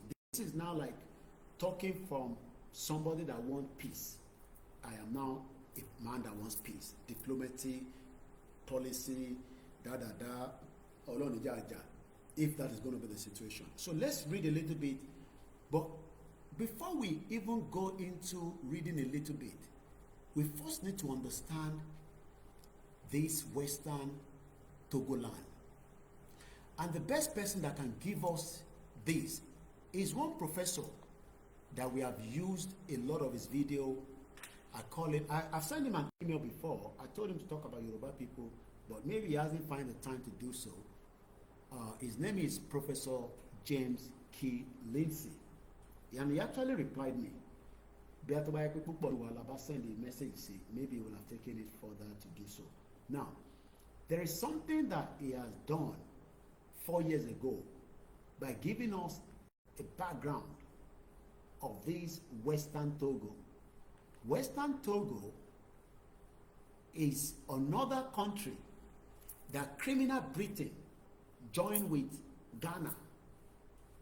I'm just giving you the debrief so that you have an idea. The mess. Let me close some of what I've opened because it seems my browser is overworking. At Sonipa Island, Sonipa United Nations, Nigeria became a member of the United Nations in 1960, October 7. We'll finish it together in just 20-something minutes. It will not be more than 3 hours, 30 minutes. Even though I still want to appreciate every single one of you and those of you that have left already. Now, We want to talk about the Western Togo, and I'm just going to give us just a brief. I want to video just to back it up, and Mawa Santo Shele between Western Togo and Ghana. Western Togo is a self-proclaimed state. Kilongwe is self-proclaimed. A number of politics have declared independent and sought diplomatic recognition. What we don't want to do is we go straight and declare, but we are still going to need recognition. But what we want to do is that we need our kings. They are not going to do it, which they could have been better for us. Yoruba nation not going back. It makes it very easy. But they are not doing it because they are part of the British stooge. Britain on Bashishe. The few that are not working for Britain probably don't have the voice as Amotoje in Lanlala. That is where we need the millions of Yoruba people to come out and defend the land. It might be anybody because of the time tonight. So, Western Togo, which is considered by international community to be part of Ghana. The last thing we want is that we don't want to end up where, even if we have got to where we will declare Yoruba nation, they are still going to tell us, no, we are Nigerians. No. We are declaring, and everything inside Yoruba land ceased to exist as Nigeria. That way, at the first tight corner, they will have to negotiate with us. Because they will not be able to use our port, they will not be able to use our land, our sea. We will stop everything. Then they will start talking to whoever is our leader. Who is our leader? You can be part of the committee. Join together because that question is always rising up. No, not those criminal politicians. But what the world is doing is they play the same game. The first thing is, Western Togo what join one? Yes. Let's listen to Professor Lindsay that is explaining that to us here. The Western Togoland Restoration Front announced the creation of an independent state of Western Togoland in southeast Ghana. In the weeks that followed, a number of violent incidents occurred across the region, suggesting that a serious secessionist uprising may now be emerging. But what exactly is the Western Togoland issue? And just how seriously should we take these current developments? So he's going to explain to us what is Western Togo and how did he got to the stage where they are right now. Let's go back. New to the channel, my name is James Curlington, and here I take an informed look at international relations, secession, independence, and the origins of countries. Around the world, there are many territories that have come together either voluntarily or against their will.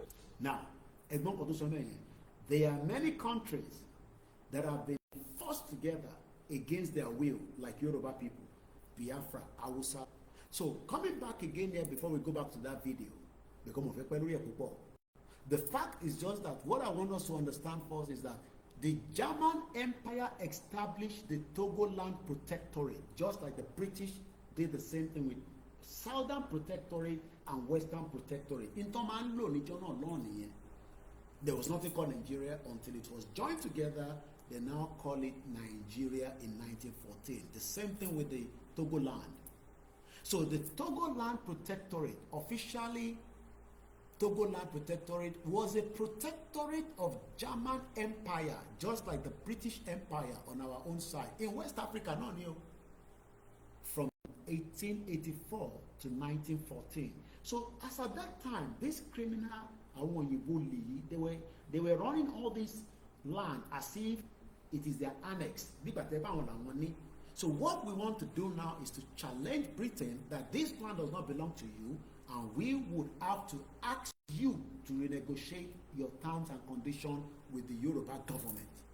But Britain doesn't want to do that. Britain wants to continue to use Nigeria against the will of the indigenous people and forced us to 2075 and said, if we another 50 years, that is what Britain is proposing to Yoruba people and Nigerians, that we will live after 2075 and hand it officially to you. If we wait for that, many of you will not cease to be alive. I will be 97 years old. The chances that I will be alive, I don't know.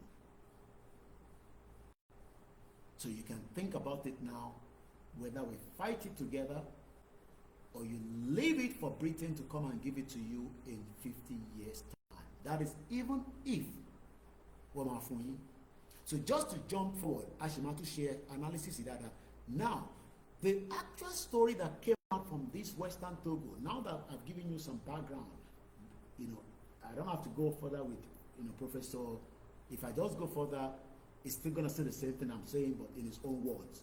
So rather than waste time there, on the 17th of May, which is just this month, about 13 days ago, 2025, the UNPO, then your more value, Tipa Bakito Ebiwalo, Tafinche backing or Yoruba Nation, is celebrate the recent decision made by the Economic Community of West African States, don't put the ECOWAS court, just like ECOWAS favor Igboho as well during his fight with the federal government. I'm sure some of you forgot that, because we told you then that we took Nigeria to ECOWAS court, even though the case with the International Criminal Court is still there, but that takes a long time.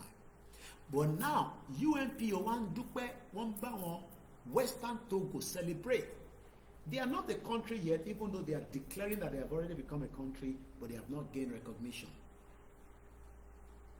That Court of Justice, which found that the Republic of Ghana, don't follow Europeans, just like Tinubu follow France. All these criminal presidents that they call themselves that they are president of Africa, has breached the fundamental human right of the peoples of Western Togo, is now ordering the Ghana government to pay $75,000.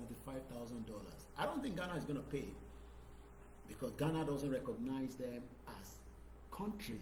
Ghana believe that Western Togo is part of them because 1956, if I go further, during the First War in 1914, Britain and France invaded the Protectorate.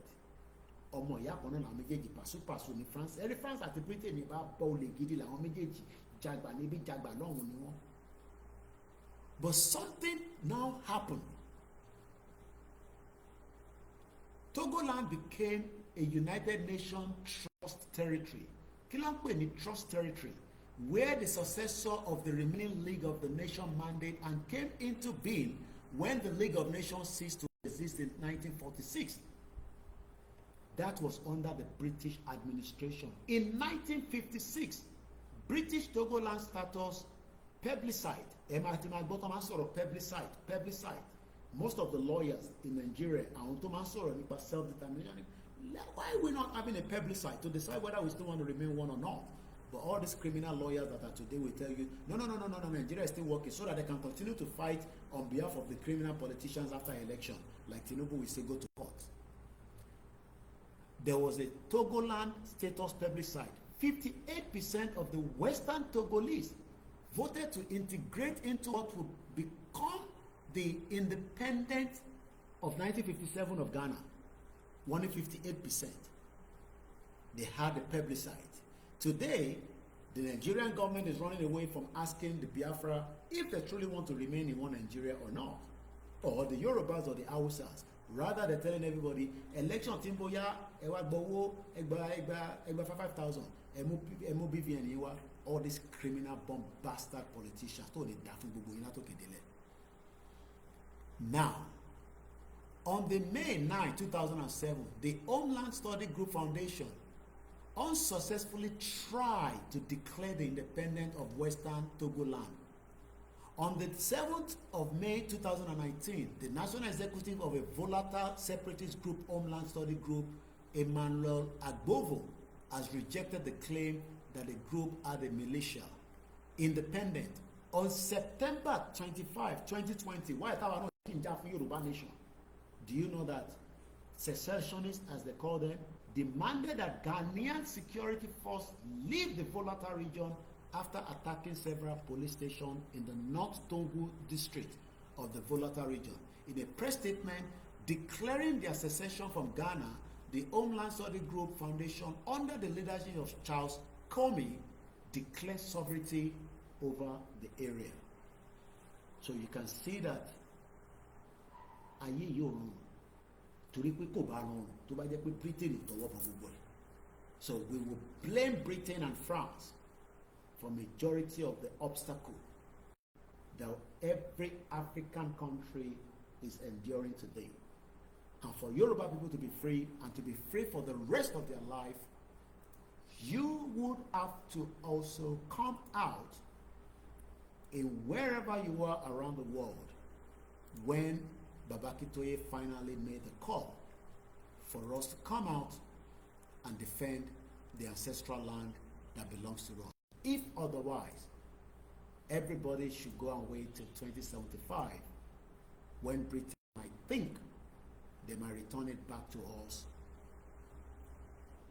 peacefully, even though I know it will not happen. So let me quickly say thank you so much, Muki Yawa Stella Shoda in the good evening to you as well. Muki Yawa Taiwo Kikefa Sami. Please, we want proof Akintoye and CSI to call on Yoruba hip-hop star, Fuji star, Christians, Islamic singer to support Yoruba Nation to make it stronger and faster. Toba pe won toba down ko. Báwo lè ṣe mọ̀ pé wọ́n ti bá wọn sọ̀rọ̀? Some of them might respond. Ìbá ti rí woman ìyàwó kan alájà tó ṣe ó ṣe wọnú studio ni. I might not have the time to play the music tonight, but we played it the other day and we might play it some other day as well. Yes, if all the Fuji stars, the Christians and Islamic singer all support Yoruba Nation, it will go and lead us faster. But they're not going to do so because some of them are scared and some of them are puppets to politicians. Muki our comfort, Anuluapo Ishegonima, Grandma Muki Mufito, Daruko Ima Ishegoni, Sister Muki Dada Alaba, Onka Radio TV, the undefeated, the White Lion. Thank you so much, Muki Babawa, Simon Oyedare DBC. I'm just winding up now, so I'm just greeting our people before we all go to bed. Prince Adebayo Shitsumuki, Matthew Otumba Olamilekan Adebowale, Mr. Kola says, happy birthday to you, brother. You are not a destroyer of Nigeria, but the creator of Yoruba Nation. Nigeria destroyed itself. Eshegoni, I am not a destroyer. Nigeria destroyed itself because it never gave everybody the opportunity to have a better life. Thank you so much, and I love when people give me advice. Mukiba Bawai Dogumati, happy birthday, Mr. Koiki. Kenzie Abiola Fakonda say Ekweto, and in the Usmani Ekweto, Yawa Stella Shoda says, I wish you happy birthday, long life and prosperity, and good health, peace and mind riches. May God bless your new age, which is very, very important. Kalafia de Podada, because Tabala Lafia no Laleshibule. Muki Yawa Olachirekoka for the super chat. Mr. Victor Adebayo said 90% of the people are super hungry. Nigeria is history. Yoruba Nation now. Akenwumi Babalola, Yoruba Nation not going back. Prophet Amure Oluwashola. Ekweto sir, Mr. Koiki, Yoruba Nation no going back. Mukima Msimilan Konsi. Mr. Waris Jinadoni, European Union is an association that was born in the 90s, and indigenous people self-determination like indigenous Yoruba land is unlike EU, UN and AU. Atiwa before our organization, and we need to push to get back as the lead of the world. One more power in Romalade, and they will do everything to want to take us down. Mukiawa Esther Ewetuga, she called me this morning. Thank you so much, Grandma Eshegoni JP. Waris Jinadu says EU, AU, UN is not an indigenous people, and they don't give you a country. All these people don't give any country. I mean, this organization. Mr. Jacob Gabon, Koiki with a super chat. Happy birthday to you. Thank you so much. My mom says, Waris Jinadu, Koikimedia, long life and prosperity on your strive towards Yoruba land nation self-determination. I want us to remain focused. Let us not be determined. Let us not be weak. Whether we are out or not, be rest assured, we might not be doing everything Yoruba Nation when we are out of the broadcast, but I can tell you that 80% of my day is focused on how we can actualize our dream. Somebody called me from Owode local government. These are people that have been part of the movement, but they were having some concern just about tonight. I was speaking to Lauren. So whether we are here or not, people call us, they send messages. 80% of my day from morning to night is actually for Yoruba Nation. So whether you are seeing me live or you are not seeing me live, we are doing a lot of back work when we are not online. And it's not just me, across board with all others as well. Moki, our Esther Wetuga. It is a bloody cheek for Pakistan to come to Nigeria to train Boko Haram. Terrorist country, ni Luyen said. Tomorrow or day before, or after tomorrow, I'll say, I will give us more reason why I say that. Pakistan, mocking agenda, but we know the agenda is an Islamic country and what on train. Yeah. Islam is a good religion in the southwest, but anything after the southwest, forget it. They are jihadists. At now, influx of terrorism threats or traces in Yoruba land. You can tell from some of the scholars, Bashin Soro, Bashin man brainwash one young, Tamadi terrorist Kale. Many children in UK converted to Islam and become terrorists just by watching videos online. All these UK government cramp on them. Àwọn ọmọ Yorùbá méjì kan wọ́n ṣá sójà ní Woolwich wọ́n sì wà lẹ́wọ̀n báyìí ní Belmarsh. Wọ́n convert sí Islam ni. So Islam, like I said, in the southwest, gbóhùn ẹ̀kọ́ wọ pátá nìkan kó máa lọ kò sẹ́ tó máa rí ẹ. Bó bá wọ ṣòkòtò ní Kwara State lẹ́mìí nísìnyí wọ́n á nù ẹlẹ́gbà. Whereas the same àwọn wọn níbẹ̀, not all of them, we saw ọmọ tó kun gẹ́wọ̀n yẹn tó ṣàṣì wẹ́wẹ́. So mo kí bàbá wa Táíwò Ọlá Ìwọlá, happy birthday to you, your new glorious day. Mo pè gbogbo àti fún alówó lè ní ká tó máa lọ. Because ààrẹ tó ní Koiki àti send owó star counter, happy birthday mo kàn ká látàárọ̀. Grandma Lee Ajayi, Grandma Lee Ajayi is from Ìjàgbóyà, Ìgbójayé, níbi tó ti bọ̀bọ̀ tó gún yẹn. Wọ́n ní akọni ọkùnrin ni, Ọlọ́run ló ní kó jẹ́ àmàlà tẹ́wédú dáadáa. Aziz, all the way in Miami, Mokiela, the brother, Noni Media, Google Media, happy birthday to you, my brother. Prophet Amore, Olushola, happy birthday to you, my Mr. Koiki. Yawa Esther, Oluremi Ogabi, Iyami Eku, Ìlú, Ẹ̀kọ́ ọ̀rọ̀ ìlú ilẹ̀ Yorùbá, Agbewa, lórúkọ Jésù. Ká má gbàgbé bàbá kí tó yẹ ní 3 days, Monday, Tuesday, Wednesday, we should fast. And I had it again. Emma ní Koiki ló sọ o, bàbá ní kí gbogbo akálọ prepare white, bàbá ló sọ o. I had him at the interview with Alhaja Queen Ara and Emola yesterday. Unfortunately, I don't know what happened. I didn't download the video in time, but the YouTube channel of the Yoruba World Media seems to be down. I hope they have a backup of the video so that we can have it, as an extract to use. Wọ́n ní kí gbogbo wa ní white, ẹni tó bá dẹ̀ ní white, ẹni tó bá ní kó wọ̀, tó bá ní flag kò má tà, ẹni tó bá ní kó wọ̀, tó bá ti já ní ká jáde, ìgbà wo la máa jáde, bàbá ti sọ lánàá pé wọ́n máa wá ṣe announcement yẹn, and that's all I can say. Kí ló dé tá a ṣe jáde ní mọ́ǹtì, bàbá ní a máa wá jáde, wá sọ bàtà máa jáde, that's all I can say. We follow our leaders, we follow the instruction. Tó bá dẹ̀ náà lè follow wọn, tó bá dàárọ̀ la kó jáde, Tinubu kúkú ti wà lẹ́kọ̀ọ́. So àmọ́ tó máa ṣe fún yín, but tí gbogbo wa bá jáde kò lè ṣe kankan fún gbogbo wa torí àmọ́ pé bàbá kí tó yìí ti fọwọ́ síta á kọ̀ máa dún hún lábẹ́lẹ̀ níbi ẹlẹ́dẹ̀ tó bá wọn kó gbọ́ kó má wọn kó má gbọ́. Mo kí ẹ lẹ́ẹ̀kan sí àzí, mo kí bàbá Waris, mo kí ta ló tún wà ń bẹ̀ before I go. Ìyá mi Ajé Olókun, mo kí ẹ ṣe gan-an ẹ̀kọ́ àìsùn gbogbo wa. Happy birthday once again from ìyá wa Ajé Olókun. Mo mọ̀ pé ìmọ̀ àwọ̀ ránṣẹ́ sí mi náà. Account number me is there again in case you want it. Let me post it out for those of you that are asking. Let's go on the Facebook and also appreciate those of you that are there on the Twitter. Adarijo Moshe Lori Twitter space. Somebody is asking for a request. I'm sorry, it's too late. Queen Beauty, I'm very sorry. I gotta go to bed now. You know, we pray for Simon Ekpa. We should not be concerned about the game that Nigeria is playing with Finland. They will give him 6 years for terrorism. Let Musa travel to defend Nigeria at the court. They will finish them.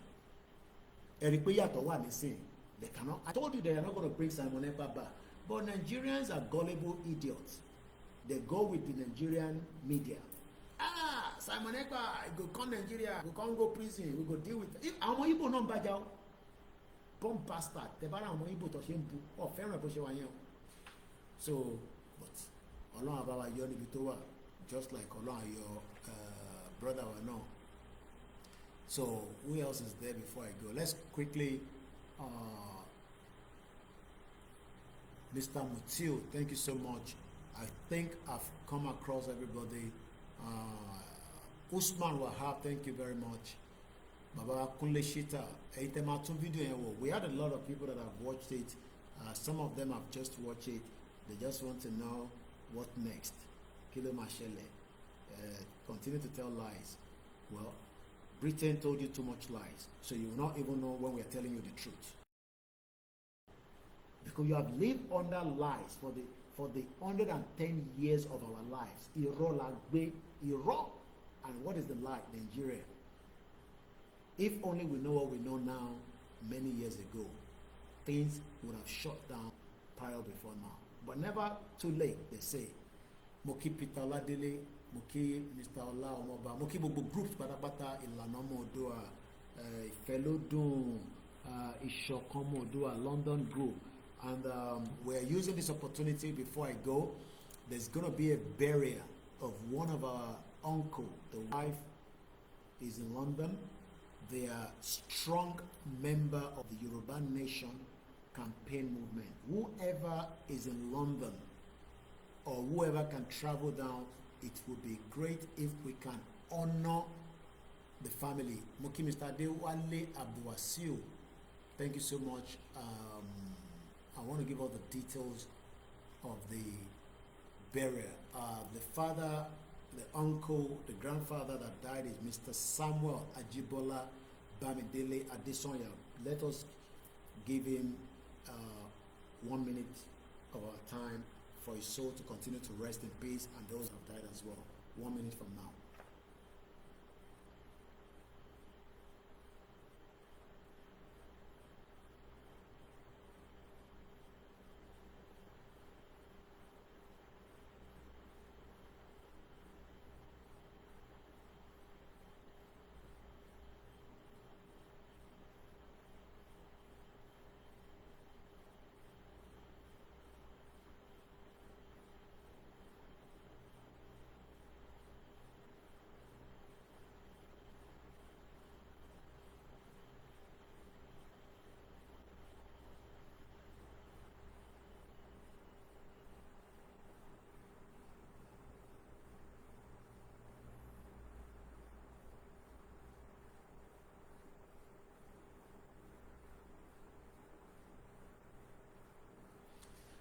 His gentle soul continue to rest in peace. He was born in 1957. He died this year, 2025.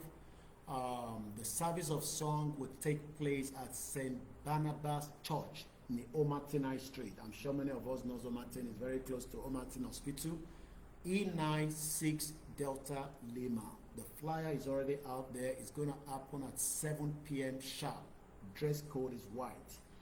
If you are privileged to attend, the wife attends almost all our rallies. She has been part of the movement with the husband. Some family fight each other, especially after Duke Onitiri came. Family split as well. But this family remained loyal to Babakitoya and Igboho. So let's continue to pray for the family. The burial will now take place. The funeral is on the 12th of June, which is still about 2 weeks from now, Thursday, where there will be songs of praise at St. Barnabas Church, Neomartin. I'm sure if you find the postcode, you can find out how you will find yourself there if you're traveling by public transport or if you're driving. Mubdewa. I am not going to be around, hopefully not. But if you are going to be around, please do try as much as possible to attend. The funeral itself takes place 2 days after, which is going to be at St. Mary's Church, High Street, Meeting Hall, Bury, St. Edmund, which is IP287EE. That means that they're taking the burial to Ipswich. I believe that is the postcode, if I'm right. If you can travel with them, fine. If you cannot, then try to attend to London here, because the IP28, I believe that is Ipswich, if I know London very well. She IE, look where the I number, yeah, IP, yeah, IP28, IP28, Ipswich here.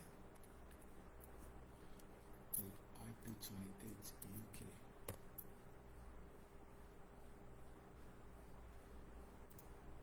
Yeah, Suffolk. Yeah, Midland. Yeah. So, I don't think everybody might be able to attend that, but if you can, it will be nice. But Ejeka car support car, they're not asking for money, but you know, if you can, they also have this website where people leave. I've done my own. You can leave your own, what is it called? Tribute. Colon Kodroti, our family, Kodroti Auntie Dada, she personally sent me this as well. Mrs. Jenny Adesoya, all about Droti, we love you. And uncle, like I said, is resting. And just like our Janet Fashaki and the rest of them, we told you about Kogi that died just a couple of days as well. Said Amabota and the rest of them, and those that we remember and those that we didn't remember to mention. Colon Fonke Bugua. Awatoku, we will have to fight it to the end. Eshegoni Yoruba Space TV for the super chat, and thank you so much, my brother. We love you. I'm not sure whether you have the video downloaded before the YouTube channel went down. Tibabakito Itoshi World Media. I was going to call you. If you have it, please upload it quickly so that I can extract what Babakito said yesterday. Moki Keke Okus. And as I leave us, good night, good morning, and I hope the message is clear. We went our little Twitter space. Hopefully somebody will fund it so that we can have our MixLR back. We need to pay them $30. That's the reason why we now return on tonight. Or won't it is somewhere. So the little that we have, we cannot do more than what we can do. But hopefully, maybe I will have money tomorrow to pay for it. If otherwise, we will still manage what we have. And on that note, I have to go to bed now. It's exactly 2 o'clock in Africa. I know it's late for most of you as well. Thank you so much. And I hope we will continue to be loyal to our leaders. Emayeka grumble, Nibakwe warning Kajadi, Iti Jadi, Amaja. Babakitoye will give us the announcement. Igbo will give us the announcement, and we will eventually have our outing. Our serious outing. I call it Nigeria. Or go to Nigeria, like people say. And like somebody said to me, Koiki, stop saying you are destroying Nigeria. Nigeria destroy itself, and there is no remedy. And on that note, a very sweet dream. This is Koikimedia, bringing the world closer to your doorstep. If I didn't mention your name, please don't take it personal. Below for real, I cite you, my brother. And those of you that still wants to help, please get in touch with all your groups across the world, especially Ilano and the YSDM that are set up that can at least, take funding that would also go straight to the movement. And on that note,